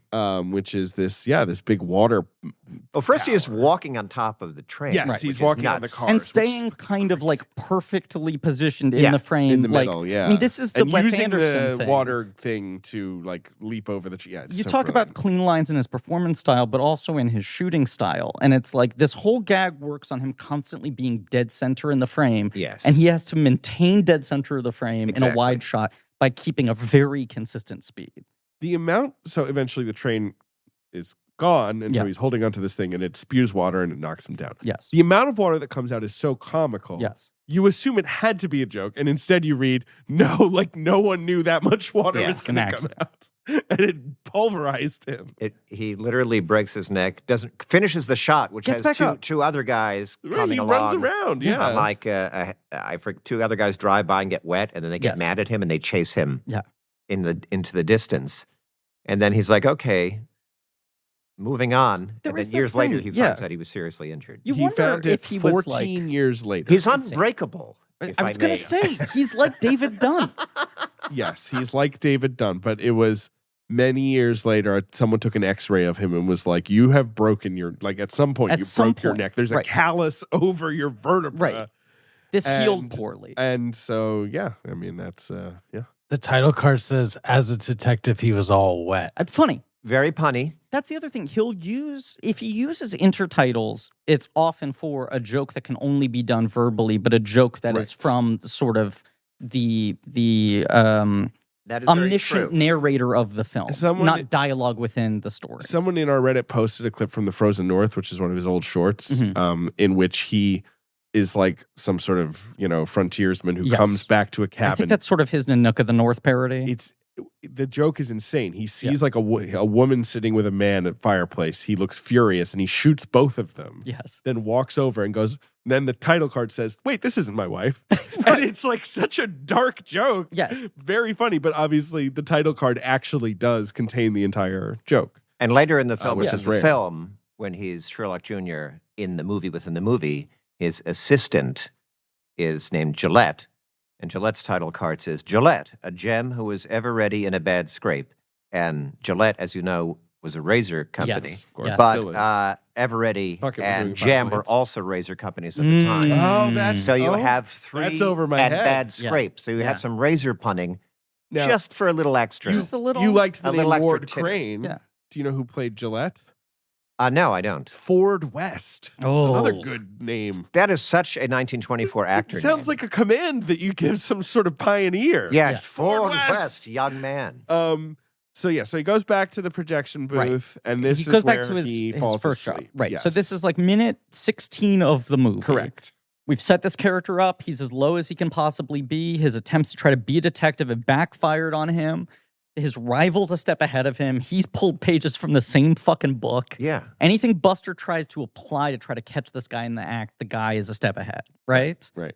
And so now it's just back to his job, his shitty existence, in which he's now going to astral project himself into the film, the version of reality in which he's able actually to accomplish what he wishes he could accomplish. He's back in his so-called zone of comfort, which is being a schlemiel. Yes. And it's the end of Act 1. Right. And now he's going to cross the line. You see his sweetheart before that go to the pawn shop. Yeah, she's on his side, essentially. She figures it out herself. This is also the kind of a great joke of the movie, is that she then proceeds to solve the mystery. He does nothing. He does nothing. And she's just like, who off pawned solving this to you? And he's Right. like, that guy. And then that guy, much like Ving Rhames in Pulp Fiction, just happens to walk by at that moment. He goes through Pulp Fiction, of course, the total reference. Yeah. He goes through the narrative Pawn shop, satisfaction of the use of accomplishing- coincidence. But in a pawn shop, that sequence is in a pawn shop. Yes, it's yes, Pulp Fiction. no, it is. Yes. He goes through like the narrative sequence of accomplishing something, right? And of like triumph.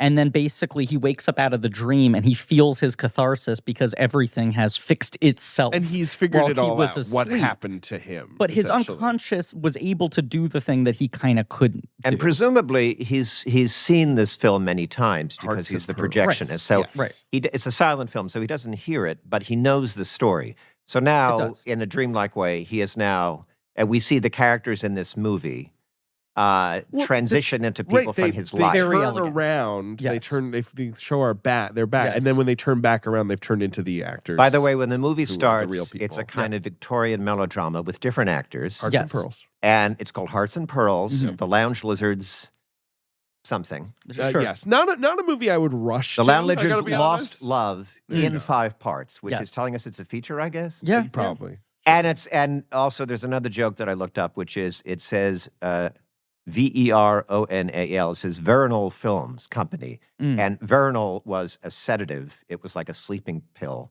It was a brand. Okay. Of That's so it's a boring. barbiturate, so Yes. it's boring. That's Are funny. these typewritten notes? These are very involved. You brought notes, like I a- realize. I have a printout of basically a plot synopsis. Okay. Oh, sure. Okay. And then I have little notes written within that. Okay. Just so I can keep track of Because the I was story. like, geez, we got to get to these. No, I mean, I look know. at this. It's good. Single space. He's got a marble notebook. I have a marble. I'm trying to. I should have brought an apple for you, by the way, Well, in the good student tradition. David, sometimes I pull up Mubi Movie on whatever device I choose. Movie. and I wish I could walk into that screen Sherlock Jr. style. Oh, very evocative. Right? You know what I'm saying? Because Mubi opens up a portal to a world of cinema. Yeah. That reminds me why I like movies in the first place. Trying to open my portal right now. Open the portal. AKA. Tell me what's on there. Tell me what we got currently. We've got On Movie, which is, as we know, curated streaming service. Of course. Dedicated to elevating great cinema from around the globe. Jeff Arpahani's Three Faces from 2018. One of his more recent films. Yes. One of the great masters of cinema. Chloe Zhao's The Rider. Ooh.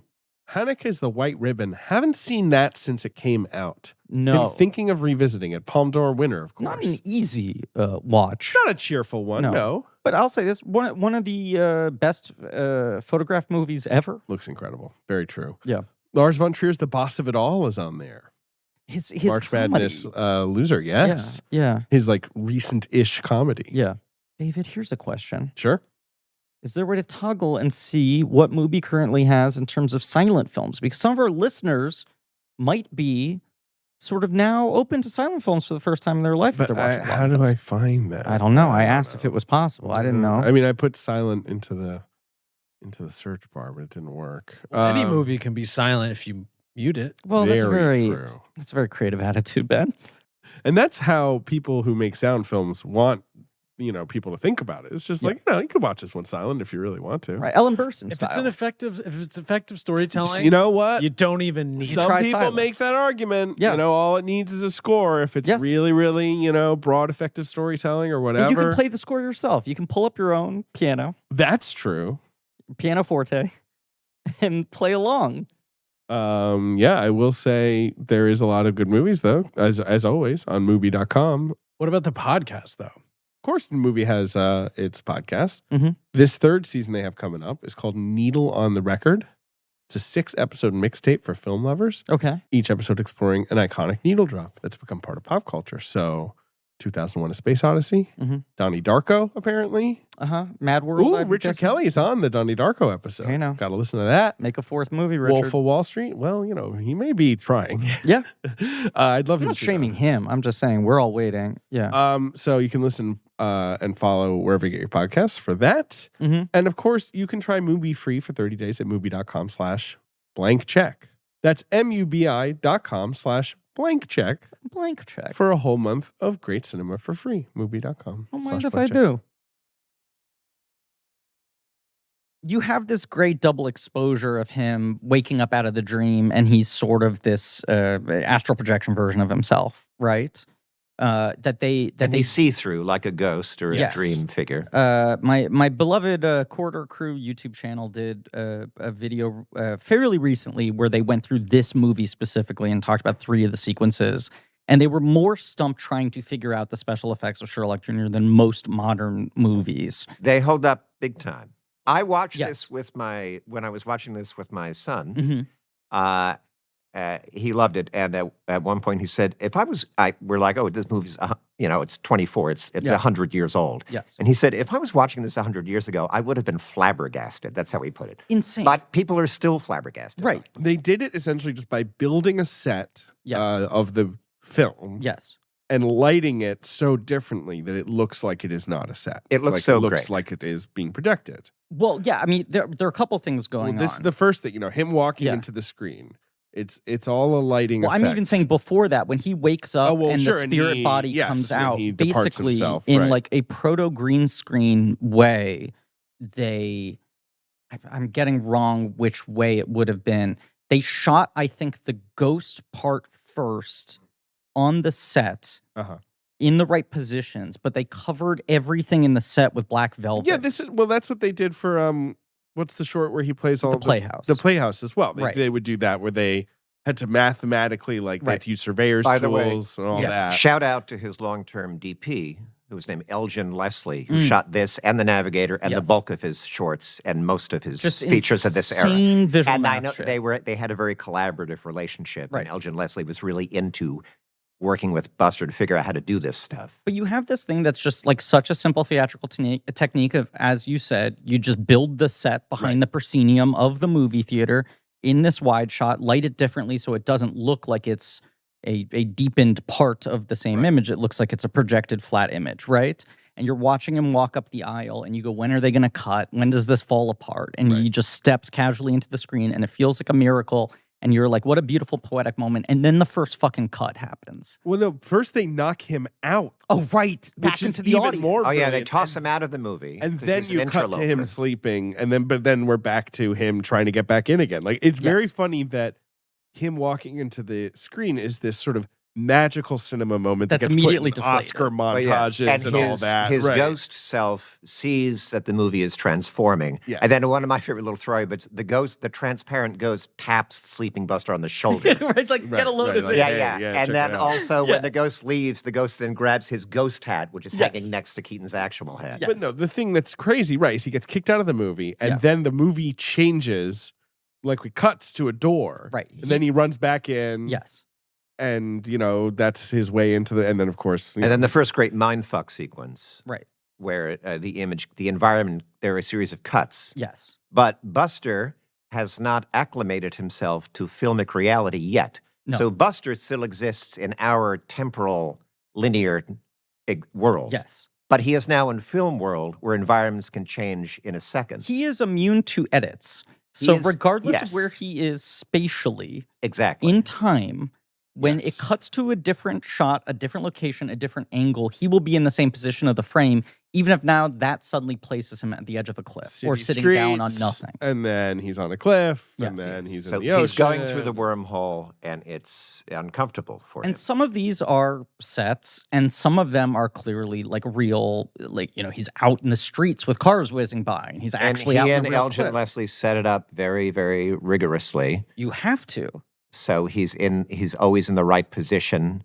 And apparently what they did is they had an initial shot of him, and then they put the film over the film they were shooting so they could line it up correctly. Right, because it's really precise and it looks great. If it's off by a millimeter, there's the one where he's looking over the edge of the cliff and then it turns into him in the wilderness surrounded by lions. Yes. And you're like, well, by its very nature, at the very least, these shots were done hours apart, if not days apart, if not weeks apart. Right? These are company moves. Yeah, company moves, 100%. There's a break on the call sheet. Yeah. You're not moving from one soundstage to another. You're not redressing the set. He's by train tracks, whatever the fuck it is. He's in the ocean. There's all kinds of crazy stuff. Right. Yes. It's just kind of astounding thing, and it's off by a centimeter. You will have that thing where on the cut, his body pops, the position is off a little bit. Years later, if there's a parallel effect like that, you'll see from other directors, there'll be a little millimeter of movement. There'll be a little shaking. A little something. Something will be off. And it's so seamless. It's nuts. So you saying your son saying this would be mind-blowing if you saw this in theaters at the time, right? How did he pull this off on a technical level? Yeah. I think beyond that, if you're an audience and you go, oh my God, he's making jokes about the language of movies. Exactly. Editing, which has now been developed, the art of montage to be a largely invisible thing that aids storytelling, right? There used to be this belief that you could not cut from one room to another because audiences would be disoriented. And that belief was only a few years ago. Yes. Where they were like, well, won't they be confused if we're in a different room? How do they know it's still the same time? Do they think the movie's about, teleporting? Exactly. Yes. Right. You cannot cross space and time in this kind of way. You stay within a proscenium arch. Now editing is something we've all gotten used to, and he's making jokes about it. And then you finally, at the end of this sequence, I think his greatest technical accomplishment is this sequence as a filmmaker.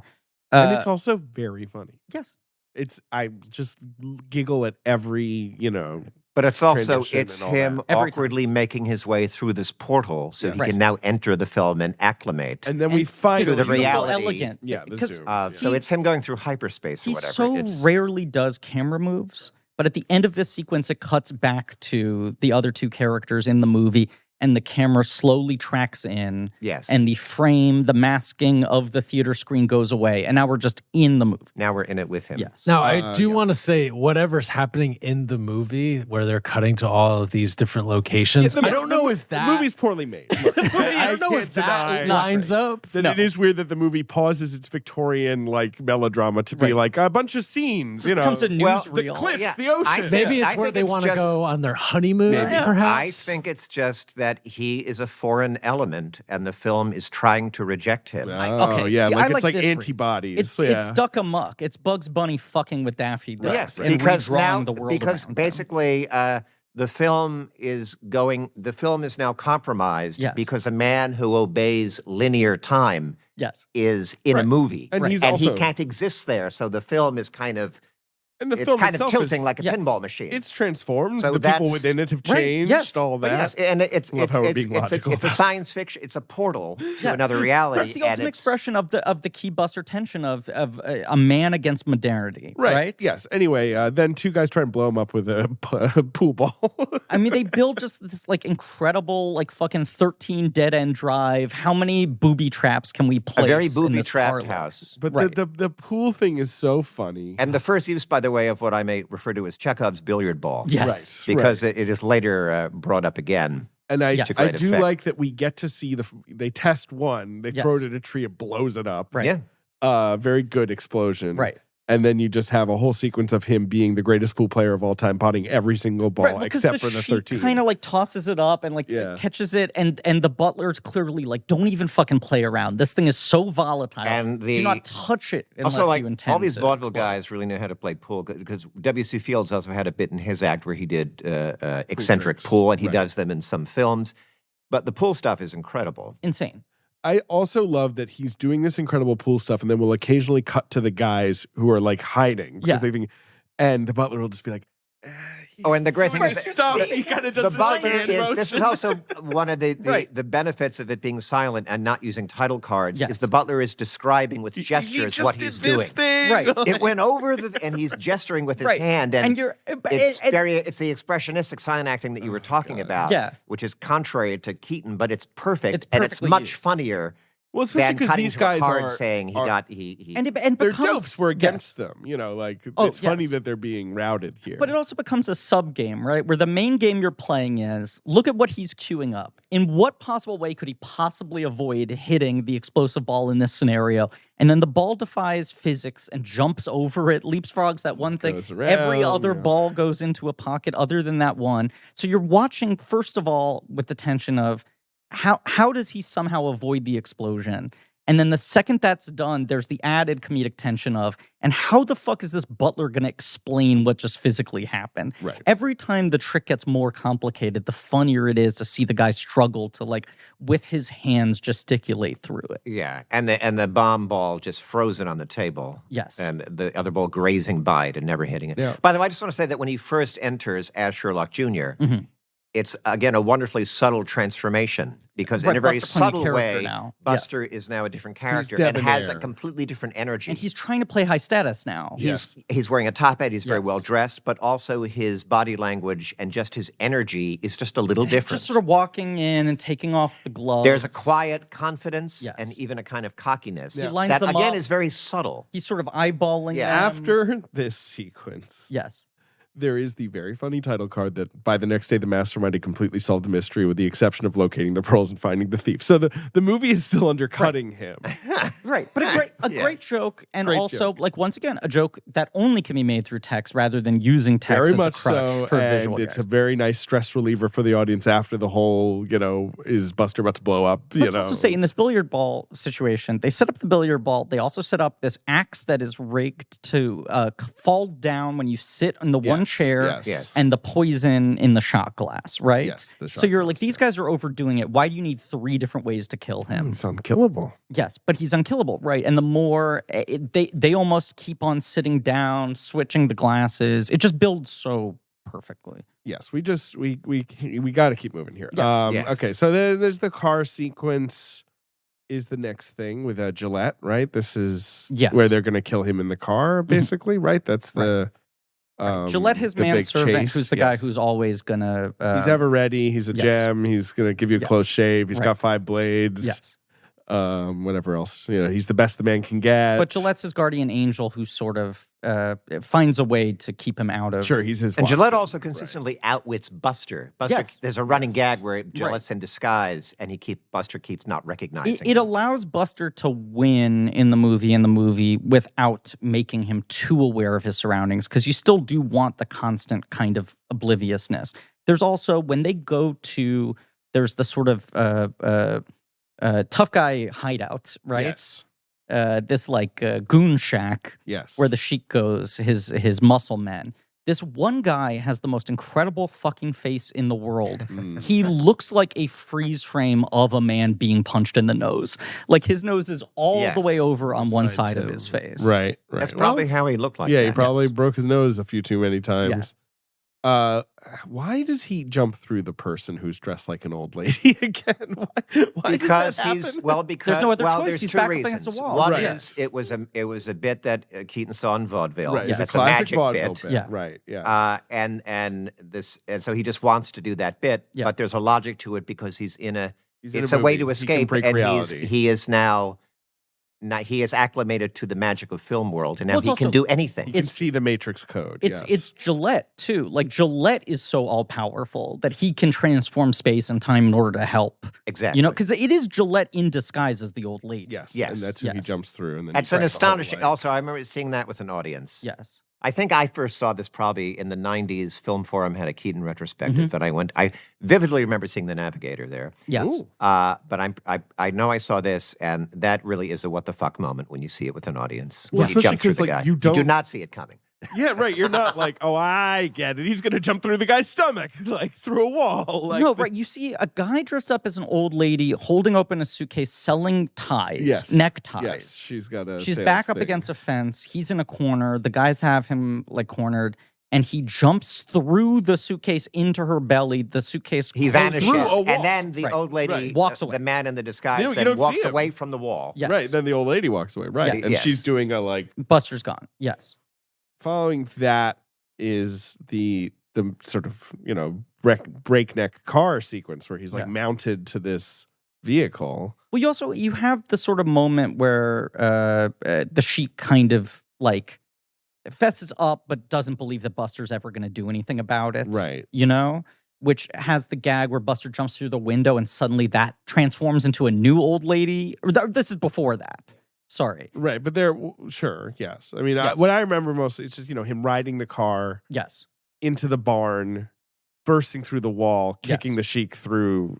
Is it the Sheik? Kicking the guy through the kidnapper of the lady. Yes. It is the Sheik, right? Yeah. Right. Well, because he does that I do incredible. struggle with some the, of these the faces. butler is the one who has Catherine McGuire trapped. Yeah, that's who and it is. is Right. It's threatening not the to, Sheik, actually. basically threatening to it's rape the her. big, scary butler guy. He does the crossfade on the side of the goon barn, so you can see open inside of it like a Goon dollhouse.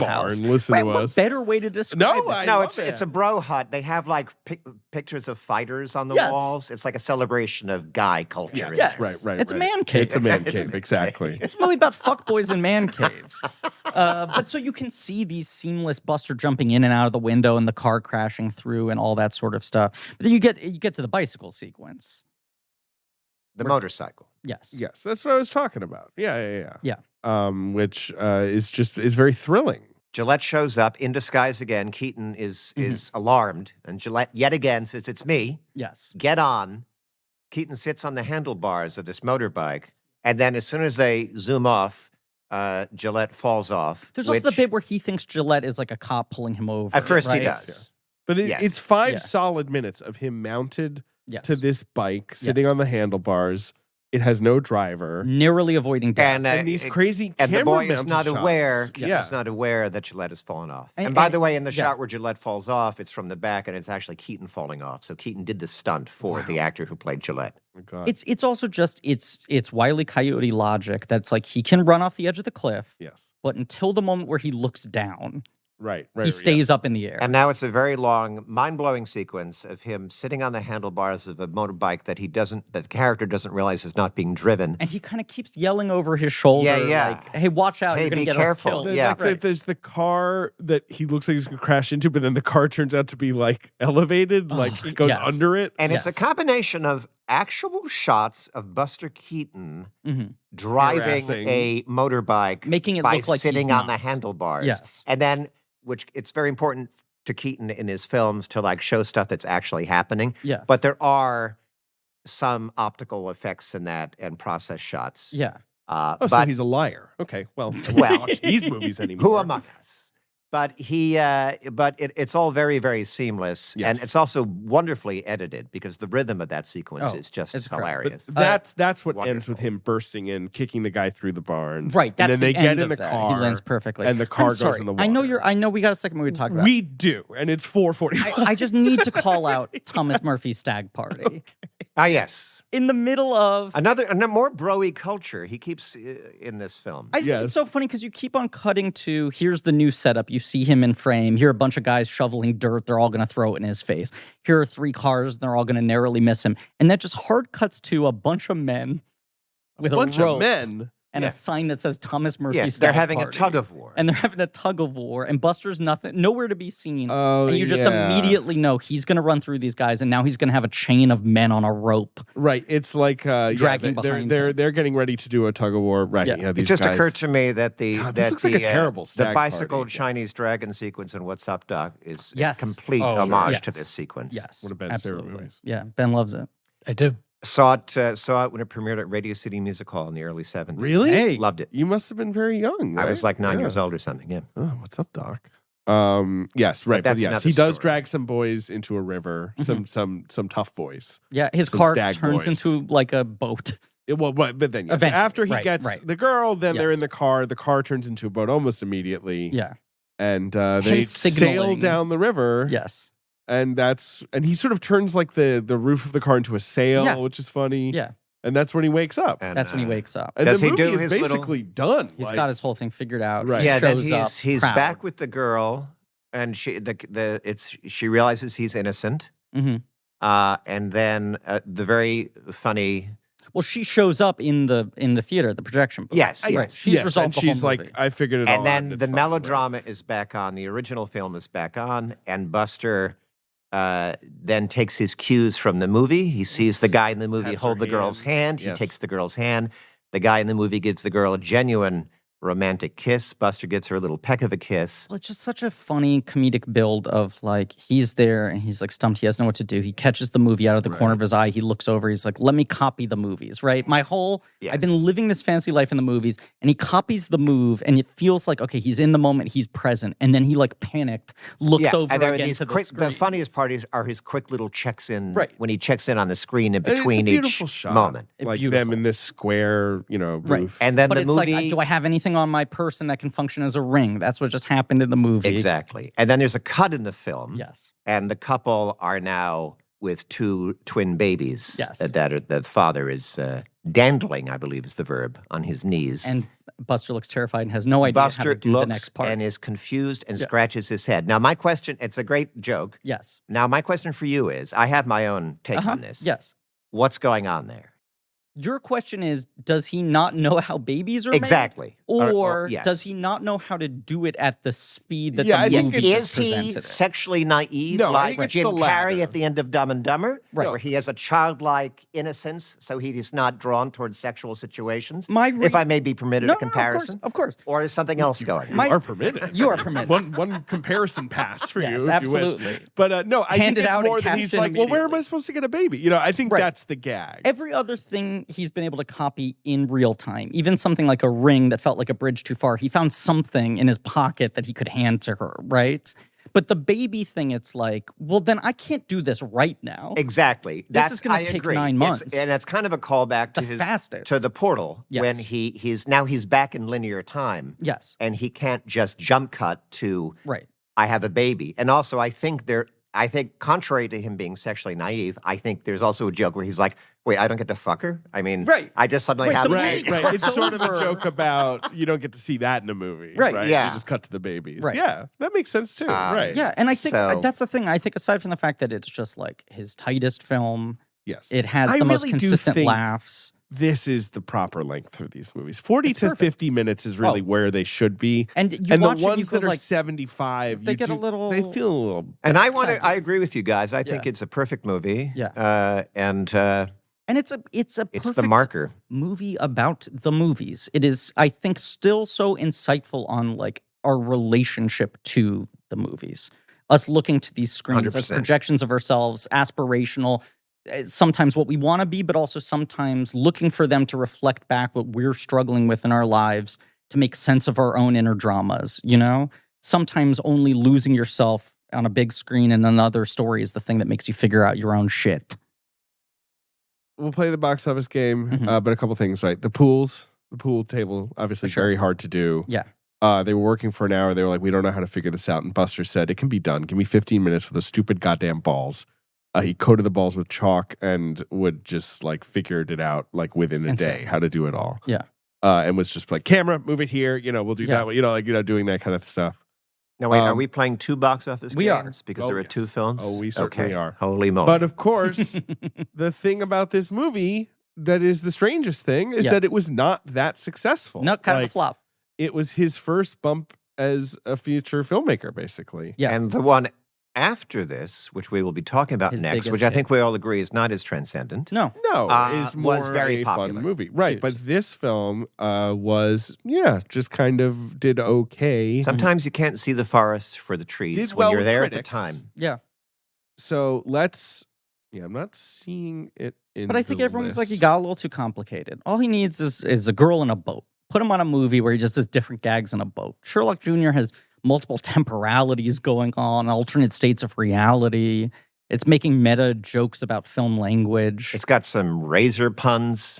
Yeah. That was edgy shit in its day. Cutting No razor one fucking made humor. jokes at the expense of Big Razor. Yeah. All right. So this is mid-April 1924, Griffin. Mid-April 1924.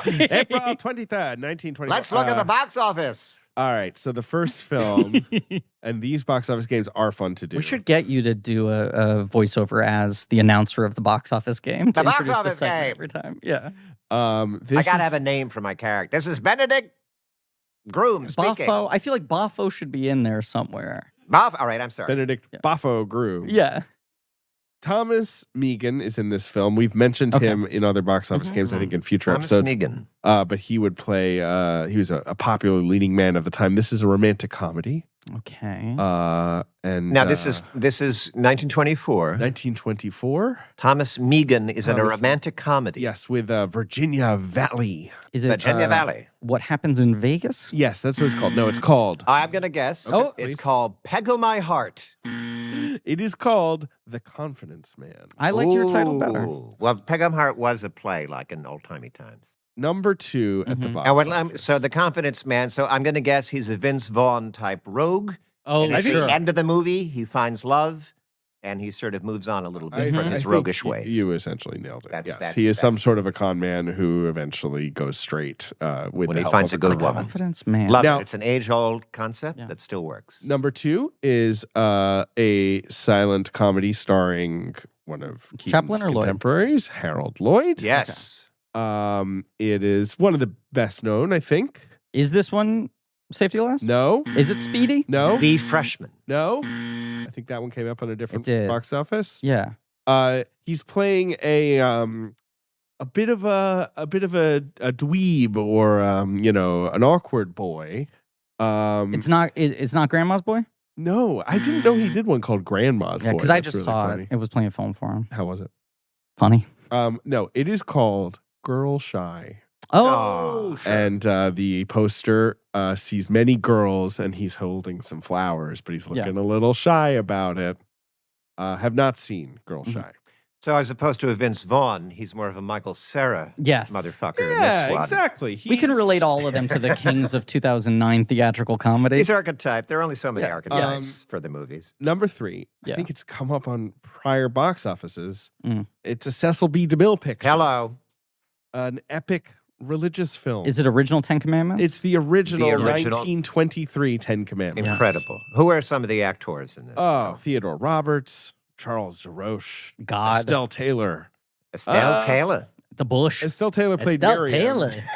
Is Miriam? Not seeing anyone as God. No one here. plays God? No. Julia Fay is the wife of Pharaoh. Okay. All right. So that's number 3. Number 4. Quite a cast. Oh, is a Lillian Gish film. Hello. Very sexy Broken lady. Blossoms. I No, mean, that's that early. is a film. The Wind. Good title, Going with but The no. Wind. No. This is a drama. Lillian Gish and Ronald Coleman. Okay. Early Coleman. Ronald Colman would become was a very well-known actor in talkies. Absolutely. He's a talkie actor. He is an Oscar winner, I believe. Stars in, he is Lost the young, Horizon, Frank Capra movie. He's the young, handsome captain. This is a war film. It seems to be set in Italy. It's called Captain Corelli's Mandolin. That's what it's called. No, it's called The White Sister. Wow. Bit of a boring title. The White Sister. All right. The next film, I mean, they really nailed the title here because everyone can agree on this thing, is a D.W. Griffith film. Okay. About American history. Mm-hmm. Paul Revere, I think, is is a major character. Okay. But you've also got a bunch of other... The British are coming. That was going to be Ellipses. It is called, and let me tell you, this is a really boring title, America. Wow. D.W. Griffith was like, he got there everybody first. sit down. Yeah. I'm just going to make a movie called America. Wow. That is the box office for, that's, cream. Who's in America? Give me a couple of names. Come on. Neil Hamilton. Oh, my God. Orville Anderson. Oh, the poster was like Hamilton. Anderson, America. You've got Lionel Barrymore. Hello, legendary Lionel Barrymore. Who do you play? He plays Captain Walter Butler. He plays God. I think he's a British villain. Okay. I love this country, America. I will bestow my blessings on it. They'd say that silently. He'd just be twirling the mustache. You can hear his voice. Sipping tea. Yeah. Now, incredible. Obviously, Sherlock Jr. was the main event of this episode, but we should talk about the Navigator. We should. AKA, and it's fun to squeeze the Navigator. Boat Bits, the movie. That's all it is. Because it's a fairly long movie. Well, it's about an hour. Yes, original title, Boat Bits. Boat Bits, the movie. It is all boat bits. That's all it is. It really, because a lot of his movies, they kind of have this sort of first act that moves to a new new setting. First act in this is like 7 minutes. There's nothing wrong. Brief. Very popular Lonely Island video that is just one I'm on a boat. 10-minute boat bit. He is just talking about being on a boat. That basically, this was the I'm on a boat of its day. It is Buster just looking at the audience deadpan and going, I am on a boat. It has a great poster, which is him in a deep sea diving suit looking miserable. And I feel like the Buster in the little sailor outfit remains one of the sort of most popular Buster images. Very true. And in fact, I was at a restaurant in L.A. a few days ago, and I sent a picture, and that is a publicity still from the Navigator. I think that's often the image that goes out. Because he looks like a sad little boy. I mean, I do think him sleeping at Sherlock Jr., that's a classic. The book and the magnifying glass and the mustache. And what happened was somebody in his company was aware that this boat, which had been like a sort of cargo and passenger boat, was being retired. And they're like, we can use this boat. They're gonna. And he said, if you get me the boat, I can come up with an hour worth of gas. It is so similar to what the General eventually is, where he's like, vehicle? Sure. Right. Let me work with this. This feels like dry run for the General. General, he finds the greater narrative. The General is a real movie. Right. This is just a series of bits. Yes. So it's a bit of a step back. Yeah. Yes. But also it's like he was like, give the public what they want. Maybe they think I got too fancy with Sherlock Jr. A lot of the bits are good. So he has one of the great character names in this. And this one he plays a rich boy. Yes. And his name is Rollo Treadway. Yes. Right. And I do think he's good as a fancy lad. He's good this. as a fancy lad. We will talk about this on future episodes. It made me realize, because that movie is obviously so coded like visually and tonally as a Ray Harryhausen movie. But Chris Elliott and Adam Resnick's Cabin Boy is such a Buster Keaton setup. There you go. Right. Fancy lad needs to prove that he's actually a tough adult man. Exactly. Very true. Yes. I should rewatch Cabin Boy. I haven't seen that since I was like a kid. Yeah, it also looks incredible. It's got like amazing stop motion and forced perspective giants. Love and all Cabin Boy. No, it could be a Ben's choice. But they call him a fancy lad in that movie. Ben, you said you kind of like the Navigator. I did. Because of the boat bits? The boat bits. Yeah, it's got a ton of just slick bits. It's a wet ass movie. He lives across the street from a rich girl. Yes. There's a great joke where his chauffeur drives him across the street in a limousine. Which is really funny. His chauffeur is really great in this. He wakes up, he looks out the window, he sees a young couple that There's just lots got of funny married. bits in the movie. And he just decides, I'm getting married today, book the honeymoon. Exactly. And he goes, to whom? And he goes, I'll figure that out. Right, I'll go find And something. then he's like, well, there's the rich girl across the street who's equally sheltered, pampered, privileged. Yes. And clueless about the real world. Yes. And for various complicated reasons, they end up on this boat that no one else is on by mistake. Yes, some this errors. boat's shipped out to some war country. Yes, it's all very complicated. She's insulted that he's proposing her just because of physical proximity. Sure. right? Convenience. Fair. She rejects him out of hand. Chauffeur's already booked the honeymoon. He goes, might as well take the trip. Goes to the dock. He gets on the wrong boat. Right, where it's her Catherine McGuire again, right? It's the same girl Catherine from McGuire. Yeah. Her father has bought this boat, but does not realize that the boat is being kidnapped. Right. Basically, they all end up on the boat together. And it doesn't matter why, but they end up by mistake, the two of them on this boat that's being set adrift. Right. Yes. And he thinks this is literally a honeymoon before him, that this is going to be a victory lap, which then turns into a sad bachelor stag. He wakes up the next morning. They both go to sleep, not aware that the other is on the boat. He wakes up, goes to the restaurant on the boat, and claps his hands for service. Yes. There's no one else on the boat. Yes. He's confused, and eventually they hear each other, and then and there's a great sequence where they're trying to find each other on this abandoned ocean liner. And there's a beautifully choreographed sequence near the front of the ship where they're running up and down stairs and all in real time. You can tell it's the thing. These movies were like half written because a lot of it was like, give me the setup, give me the spine. Yeah, and I can come up with bits on the boat. Because on the day, I'm going to get to the set and I'm going to see spatially where everything is and how much time we have and all that. Right. And it's better to write bits off of what I know I have rather than come up with ideas and then try to build the circumstances. And this is part of it, like, obviously, Sherlock Jr., it just feels like a more personal piece of filmmaking. Yes. And this is just more, well, got to make a movie. Yes. Here's an opportunity. We'll do a bunch of boat shtick. And Steamboat Bill Jr., which we will get to as his last independent film, is another boat bit movie, but it's a boat bit movie that's more about the father-son dynamic. That one has an actual narrative, emotional spine to it. Yes. So that's a real movie. But I feel like there's some fear in this movie where he's just like, okay, play the hits. You guys want me to be funny and in a location. When I saw this projected, I remember a small moment that got a big laugh, which is still really funny, which I think is equivalent to describe the dollar bill moment, which is they're both clueless. Well, that's an incredible sequence, yes. But they find each other on the boat, and because they're rich people have cooked for them their whole life, so they don't know how to make breakfast. She doesn't even know how to make coffee. Yeah. So she puts unground coffee beans in a kettle, like a really and small. And we need water, and the tap doesn't work, so he finds a bucket and gets seawater. Right. And then later they're at breakfast and they've managed to make some sort of breakfast. And he takes a sip of coffee and they're in a very Keaton-esque way. He very subtly registers that it's disgusting. Right. He gets up, leaves. Obviously, we don't see it, but obviously to vomit, presumably, off the deck. Then he comes back. And when he comes back, he makes a gesture saying, I had to make a phone call. But the other thing that's incredible about that is, as you describe it, that is not inherently a silent film bit, right? That is a bit you could absolutely do in a talky comedy, and you would just spell it out more. But it's what you said, the lean-in quality of his odd, unreadable energy, yes. Right? And then him gesturing like an old-timey phone with the two hands showing.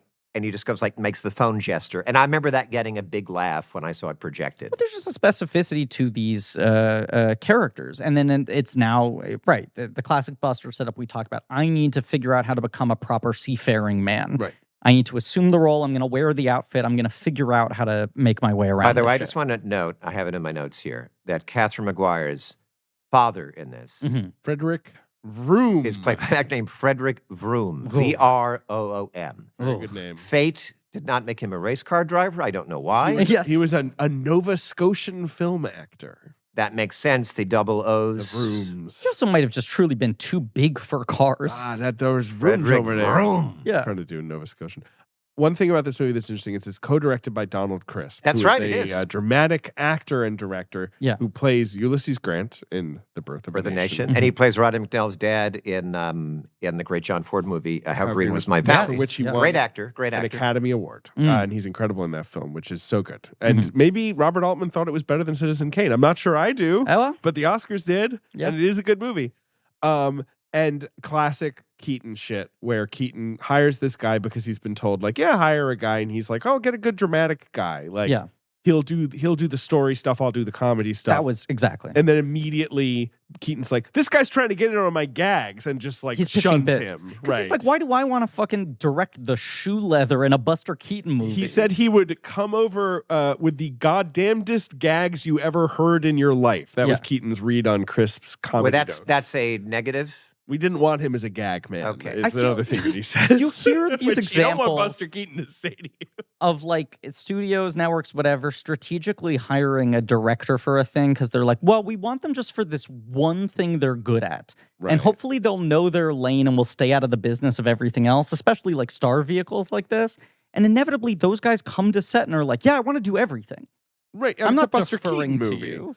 Apparently, they literally told him the film was done. Yes. And then filmed the deep sea diving sequence, which is like, the most complicated sequence. Right. Yeah. They picture wrapped him. Yeah. They were like, we're done. Yay! By the way, and it is Donald Crisp's face on the painting in the painting bit. Oh, Which sure. when it's like coming in the porthole. Yeah, Catherine that McGuire is a is very creeped good out by a gag. painting in her room, and she throws it away, and it ends up getting caught in a nail and hanging out Buster he Keaton's sees it. porthole. Yeah. and It's it a very looks like, surreal gag. Yeah. Like, because it doesn't mean anything. No. Like, what does Buster think is happening? It feels like something and then from it Lot gets to super Line. then there's like some super goofy stuff where then he's startled by it, and he's actually frightened in a way that Keaton normally isn't. Right. He actually He's has kind of a flapped. Harold Lloyd reaction to the stuff. He is flappable in this movie. He is a Yes, little he's flappable. flabbergasted. Yes.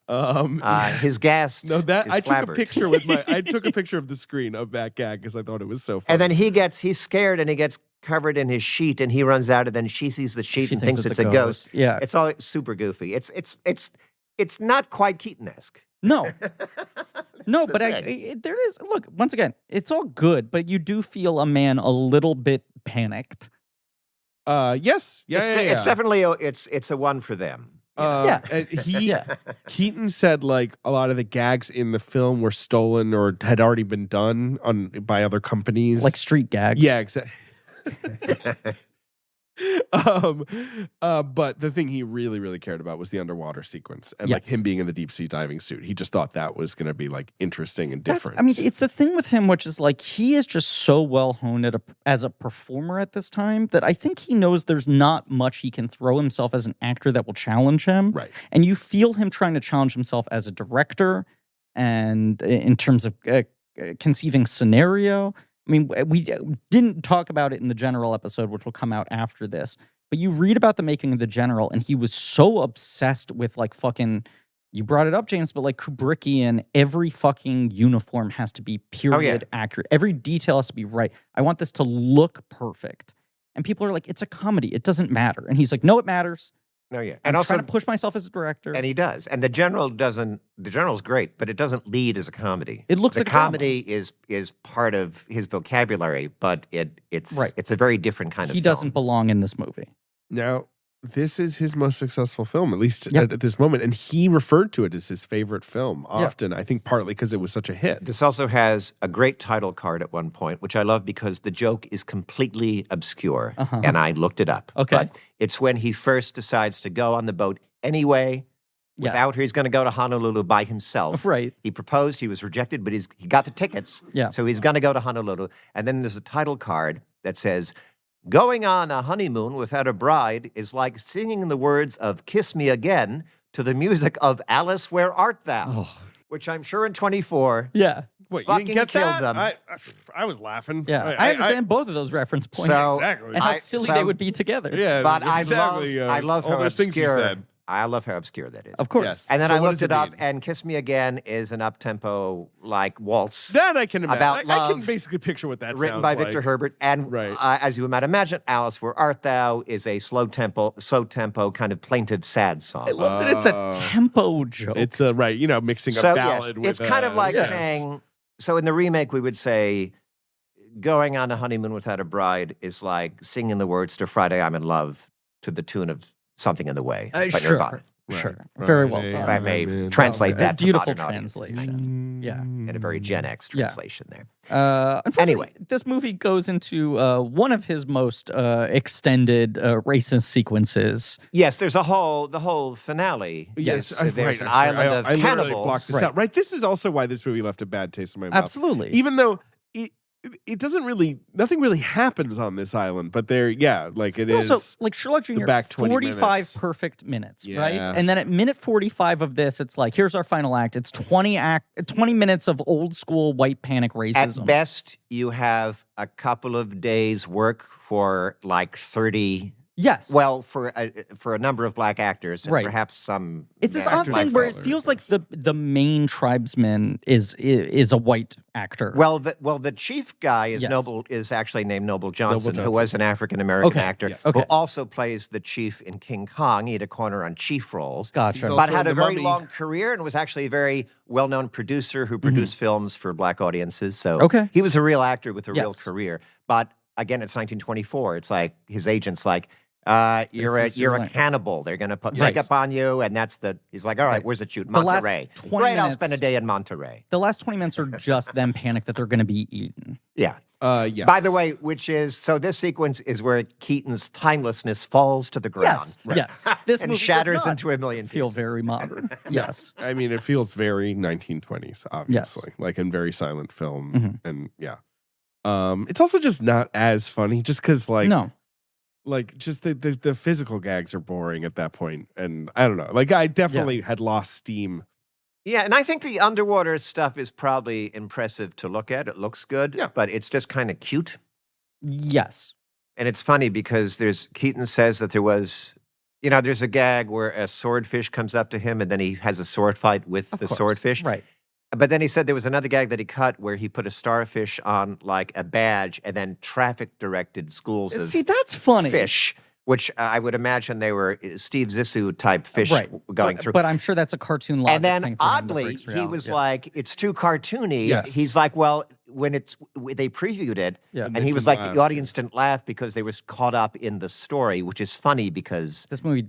Right. But the story is assembled with scotch tape and balsa wood. But I think at that point, the island has been sighted. The girl is at risk. Yeah. And they were like, why is he doing this? And apparently they'd spent 10 grand on that gag and they had to cut it. Jesus. It's one of those things, too, where you're like, this movie doesn't have the the screwball energy between the romantic leads once they're on the boat that could keep this thing, that could give it a motor. They're often doing kind of bits at different parts of the boat, and they're like...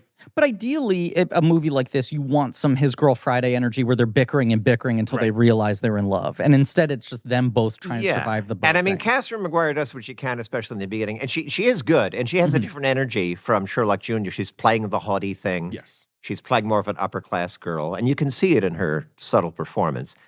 And I really like their chemistry together. But yeah, it's just not as timeless and transcendent. Yeah, but then again, it's like it's Keaton. He makes he's so talented, and Sherlock Jr. is so great that it's hard to. That's the thing. His worst films have 10 moments that are among the best things you've ever seen. Yeah.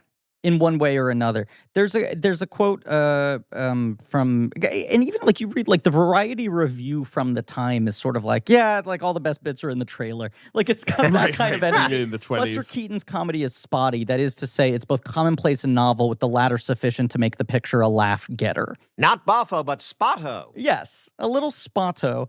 But there's a more recent review from Dana Schwartz where I just this is just such a great summation of the whole Buster Dana thing. Schwartz, not Dana Stevens. Dennis Schwartz. Oh, all right. Not Dana Schwartz, also friend of the show. Yes. Or Dana Stevens.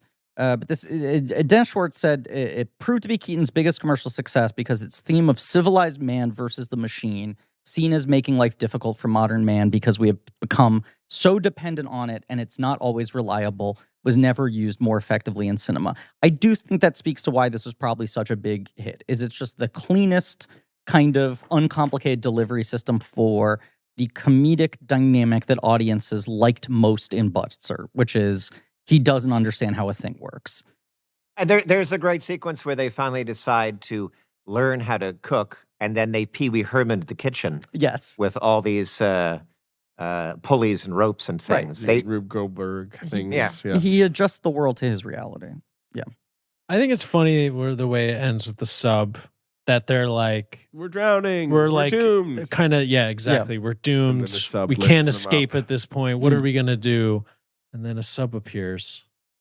Pretty fancy new technology back then, submarine. Pretty cool. I guess you're right. Submarines were kind of new. Pretty hot stuff. Newfangled shit. Yeah. Let's see the Deus box office. Ex submarine, yes. if you will. Yes, Deus Ex. And he the gets box office game. He gets a smooch. Yeah. Well, he gets a smooch. The guy always gets his smooch at the end. Not always. No. Very often they sort of just walk off together. And then he trips and hits the lever, and the submarine rotates. And then the cook comes out and is like, "Hey, you broke my pot." The end. The Italian submarine cook. Spaghetti not al dente. Yeah. This film was a big hit, and it is indeed in the top 5 on its opening weekend, navigating its way to number 3. It played the biggest theater Very in New York nice City. variety use of the title there, variety style. Yes. Skiing. Navigating its way. Yeah. Sailing towards success. Ankled failure. It's at number 3. Okay. Number 1 is a silent drama film starring Ramon Navarro. Very well-known silent film actor. Okay. And, of course, the great Wallace Beery, who... Oh, my God. Is it a wrestling picture? Is it a Wallace Beery wrestling It is not, because he appears to be a supporting character named Bobo. Ramon Navarro plays a young lover who elopes to Paris with his lady. It's called The Mustache of Fate. And they have a downward spiral where she becomes a prostitute, and he learns the ways of the underworld from Bobo. I'm guessing it is titled "It's a Living." It's called Curbside. Good. That's not a bad title. It is called The Red Lily, which is the nom de plume that she acquires as a Lady of the Night. I don't know. My title is better. Yeah, definitely. Absolutely. That's too 19th century. The Red Lily. They should have consulted you. It's one of those, I do love it when there's a Wikipedia entry for a movie and there's just the entire film available to you in the Wikipedia entry. Sure. But this was number 1. This was number 1. Now, number 2 is a King Vidor film. Oh, you're saying embedded in the Wikipedia page. just right in there. Wow. Yeah. King Vidor, of course, who directed many great films, including The Crowd, which we mentioned. This is a drama. A nice 70-minute drama starring Eileen Pringle and the potato chip magnate? She must have been. Later quit acting for potato chip. Yeah, she was just like, we should put these things in tennis ball games. Yeah. Well, it was actually kind of tragic what happened to her. She popped and couldn't stop. All right. And John Gilbert, who we will at some point mention. The legendary John Gilbert. Who Brad Pitt's character in Babylon is very obviously based on. Who they claimed couldn't make the transition to talkies. Supposedly had a high voice, although now people say that's not. Hey, really so did Mickey Rourke. Didn't hurt him. No. And I do love that moment in Babylon when Gene Smart's just like, it's not your voice, it's not anything. You're just over, man. That's just how it goes. Buster, though, did interestingly have a surprisingly deep and raspy voice that when the mics turned on, it's like, that's not what you imagine in your head. Yeah. This film... It was it was one of the best gag pictures I ever made. It's about... One week, and then after he built the house, it was the darndest thing you've ever seen. Yeah, this house. It's about a Russian nobleman. What's it called? It's got a really boring title. A Russian nobleman. Okay. It is called Anastasia's Lament. I am guessing it is called The Russian Nobleman. It is called... that would be quite felt like a safe guess. Yeah. It is called His Hour, and it is mostly famous for being quite titillating for the time. Oh, a bit salacious. To the point that Louis Mayer got pretty mad at King Vidor for how hot-cheeked it was. King Vidor was horny on Maine? Hot-cheeked. So he was sent to horny jail by Louis V. Mayer. Number 3 is The Navigator. Number 4 is a very famous Raoul Walsh film starring Douglas Fairbanks, an adventure film based on a classic tale. It's not. It's not Robin Hood. No. Robinson Crusoe. No. It's not Thief of Baghdad. It is the Thief of Baghdad. His Thief of Baghdad. Got one. I got one. It's always fun when you get one of these because it's hard to get. Yeah. Fairbanks considered it his best film. I've never seen that one. Considered one of the best Fairbanks movies. I've never seen it either. I've seen the Corda Powell Pressburger one. Yes, so have I, which is awesome. Another one of the all-time great special effects movies of the first half of the century. Douglas Fairbanks plays the Thief of Baghdad in this film, but our favorite, Snitz Edwards, is in it as his, literally quoted, his title is His Evil Associate. That's the credit he gets. You may or may not know Snitz Edwards, but he's in a lot of Buster Keaton movies, and he's just got a great face. He's often playing sneering Well, you butlers. texted me a reference to Snitz earlier, and I wasn't sure what you were referring to. Yes. I was making a pro Snitz joke. I love I love the name. Yeah. Anna May Wong is also in this film. Very, very famous figure. Yes. And Noble Johnson, who we already mentioned. Oh my God! wow. There you in go. this film as the Prince of the Indies. Burning up the box office. Another indigenous potentate to add to his long list of credits. So that movie, I think that movie has been in theaters for many months at this point. Number 5 is a drama starring, it's a Cecil B. DeMille film. Hello. Okay. Hello. Starring Vera Reynolds and Rod LaRock. Yeah, Rod LaRock. What a name. I don't know his work, but I do know that name. Because it's a good name. I don't know. He looks like a guy. I don't know. Oh, sure. It looks like a guy. Good fella. Rod LaRock. Rod LaRock. A gentleman. And this film appears to be about, a guy who gets injured by a shark. So his wife has to become a fashion model to make ends meet. And then there's all kinds of stuff that happens. And apparently someone almost dies from gas fumes. I don't know. This sounds very dramatic. Why has this not been remade? That's such a clean premise. It is a This lost film is called Black Reef. It's not called Black Reef, but that's a great title. Okay, David pointed as if he was close. No, he's not. No, close you at just all. thought it was good. I just thought it was Okay. good. It's just if you want to wager a guess for this lost film. Yeah. It's called, ow, that's my arm. Guess you're going to have to start modeling now, wifey. Yeah, they thought about that, but it couldn't fit in the marquee, so they instead settled on Feet of Clay. Feet of Clay. Feet of Clay. Feet of Clay. A wonderful phrase. How you doing, Tony?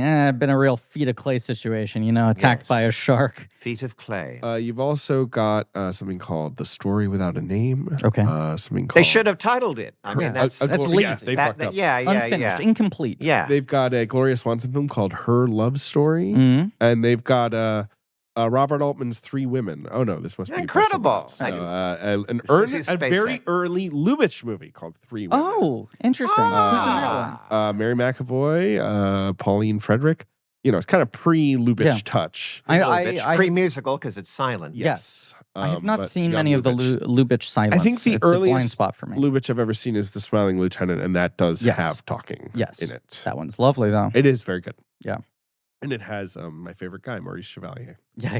Maurice Chevalier. Heaven for little girls. David's recently become Chevalier pilled. Oh, my God. I watched Gigi. Understandably. Yes. Yeah. But Gigi, that's it. Gigi movie, you're not allowed to screen within 500 feet of a school or church. Gigi is the weirdest movie to be rated at G. Yes.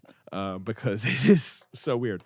But Maurice Chevalier is so fun in it. Yeah, his wonderful homage to the future sexuality of prepubescent girls. Yes. It's a lovely idea for a song. A movie with basically like Disney presentation. There is a website where you can type in your zip code and see anyone who's watched ZZ. Gigi, I fucked up my own joke. All right. Okay. We're done. James. I gotta go home. My God. Thank you for having me. This was such a delight. James, I'm so glad we did this in person. Yes. Me too. You were here Worked in out town. perfectly. This episode's going up in 2 days because of it, and that's exciting. That's why we keep saying, and we're going to talk about that later. I know. But yeah, you're one of my favorite people. And you are a classic example of someone where the pandemic has made it much longer since we've seen each other. Yes, because I used to get to New York a lot more. And I would go to LA. I would try to get hired in movies, and I would stay on your couch and babysit your children in exchange from being allowed to stay at your home. And then we would go to bars now and then. Yes, and talk about old movies and being sad. Yeah, my two favorite subjects. But it's been too long, and it was so nice to finally get you on the show. Well, it's a privilege to be here, so thank you. Hey, privilege all ours. Is there anything you want to plug? The Venture Brothers movie? The finale film? Coming out in, all I can say is later this year. Yes. They're rolling this out in their own way, but we have completed this special, which is feature length, so we're calling it a movie, and we kind of tie up all the loose ends. The old gang gets back together for one last caper. Hey, now. And that's coming out, and then there's a handful of independent films that I'm in that are kind of out or coming out. Mm-hmm. A funny movie called Country Club. Okay. Directed, starring, and written by a powerhouse named Fiona Robert. Young lady who made this movie and stars in it, and it's a comedy. And I'm in that, watch? Playing another one to watch. Mm-hmm. And I play another quirky authority figure in that with a bunch of young people. It's like revisiting the Guns. I told my friend we were going to be on the podcast, and she said, "Oh, tell him I loved him as Piss Criminal in Law and Order." Or Piss was Criminal it in Law and Order was one of my great roles. She couldn't actually remember if it was Law and Order or CSI. Well, of course it was Special Victims Unit. And I was the red herring, which is a role I often play on those shows. Yes, right, where everyone's like, it's got to be this guy. He's not actually evil, he's just creepy. I was a man who put mini cams into women's restrooms. Oh, sure. Well, you shouldn't do that. And Amy Sedaris plays my sister, by the way. Wow. And this leads the cops. They bust me for that. But so it's a Gonzo reunion. But then one of the tapes I inadvertently made, a crime was committed. Someone molested someone in the room. So I lead them to the actual. Does someone have to explain to Ice-T why you would put a camera in a woman's restroom? Like, does he have to be like, you're telling me it's a John Mulaney bit? This guy spies on women. It's the Special Victims Unit. I'm also just thinking, if you went into Adult Swim tomorrow and said the show's called Piss Criminal and it stars me and Amy Sedaris as siblings, they would literally throw a green light. They'd be like, we just pre-sold it. They would throw an actual traffic light that was battery operated, and they would throw it at my head, and it would bonk me. They would, in the room, give you an 80-episode commitment for a total budget of $20,000. And then I'd be unconscious, bleeding, because they threw an actual green light from a traffic light. And you're blinded too, because it's like flashing. It's like a lighthouse sort of spinning around silent. And then they're like, and then I smile and then slowly die. And well, Sedaris Urbaniak, Piss Criminal, coming to Adult Swim. By the way, that character did have a name, and his name was Wade Donato, and I always felt Wade was a sort of aquatic pun. That's funny. That's funny. If you will. They're clever, those writers. They're clever. The gag men, the Law and Order gag men. Oh, my goodness. Thank you all for listening. Please remember to rate, review, and subscribe. Thank you to Marie Barty for our social media and helping to produce the show. Thank you to Joe Bowen, Pat Reynolds for our artwork. Lee Montgomery, the Great American Novel for our theme song. AJ McKeon, Alex Barron for our editing. JJ Birch for our research. Those dossiers. He had a lot of work. Great. A lot of work. They've been beautiful for this series. Tune in next week for... Next week is Jamie's episode, so it's Go West and Seven Chances, which is the great Jamie Loftus. Great Jamie Loftus back on the show. Her the new book Raw Dog. Yes. One of the rare Keaton films that was remade. Yes, it was. That's yes, right. with the Buster Keaton of our day, Chris O'Donnell. Incredible. We talk about it. We do talk about it. I didn't realize SS Rajamouli also remade Our Hospitality. He did as a short or something. Like I need to see it. I'd like people to see have been recommending it, but that seems really interesting. Anyway, and the Navigator was remade as Captain Phillips. A lot of people don't realize that. Yeah, fewer gags. Yeah, well, yes. You can go to blankcheckpod.com for links to some real nerdy shit, including our Patreon Blank Check special features. Opti is the old stone face of our modern time. Got a stony face, Guy's got a real. I want more slapstick Barcode Opti comedies. Yeah, I want to see him getting up into mischief. The Planet of the Apes, the classic Planet of the Apes series, a series I imagine you must have some fondness for. A lot of great character actors. That's true, although I was never that into the Planet of the Apes movies. Okay. But I do like that original, like Roddy McDowall. I mentioned him earlier. Yes, the great. Well, you mentioned Baby McDowell, of course, when he was in Have Green with Their Valley. He was so small. I saw that film for the first time like a year ago, and he's extraordinary in that movie. That movie is I suddenly so got Roddy McDowall. That whole thing with that movie is I spent my whole life being like, oh, that's the movie that shouldn't have beaten Citizen Kane. Then you watch it and you're like, I don't know, man. I'm pretty stirred right now by these Welsh writers. It's one of the great kid performances he's really good. ever. Yeah. Yes. Yeah. Great. If you want to hear Roddy McDowall talk, that's what's happening over on Patreon. And of course, the Dana Stevens Shorts episode has just come out if you want to listen to that, which was a real fun time. A pip, as they would have said in Buster's time. Thank you again, James, for being here. Yeah, thanks, James. Thank you. And as always, this is a No Bits Pro Snits podcast, even though he wasn't in either of the movies we talked about today.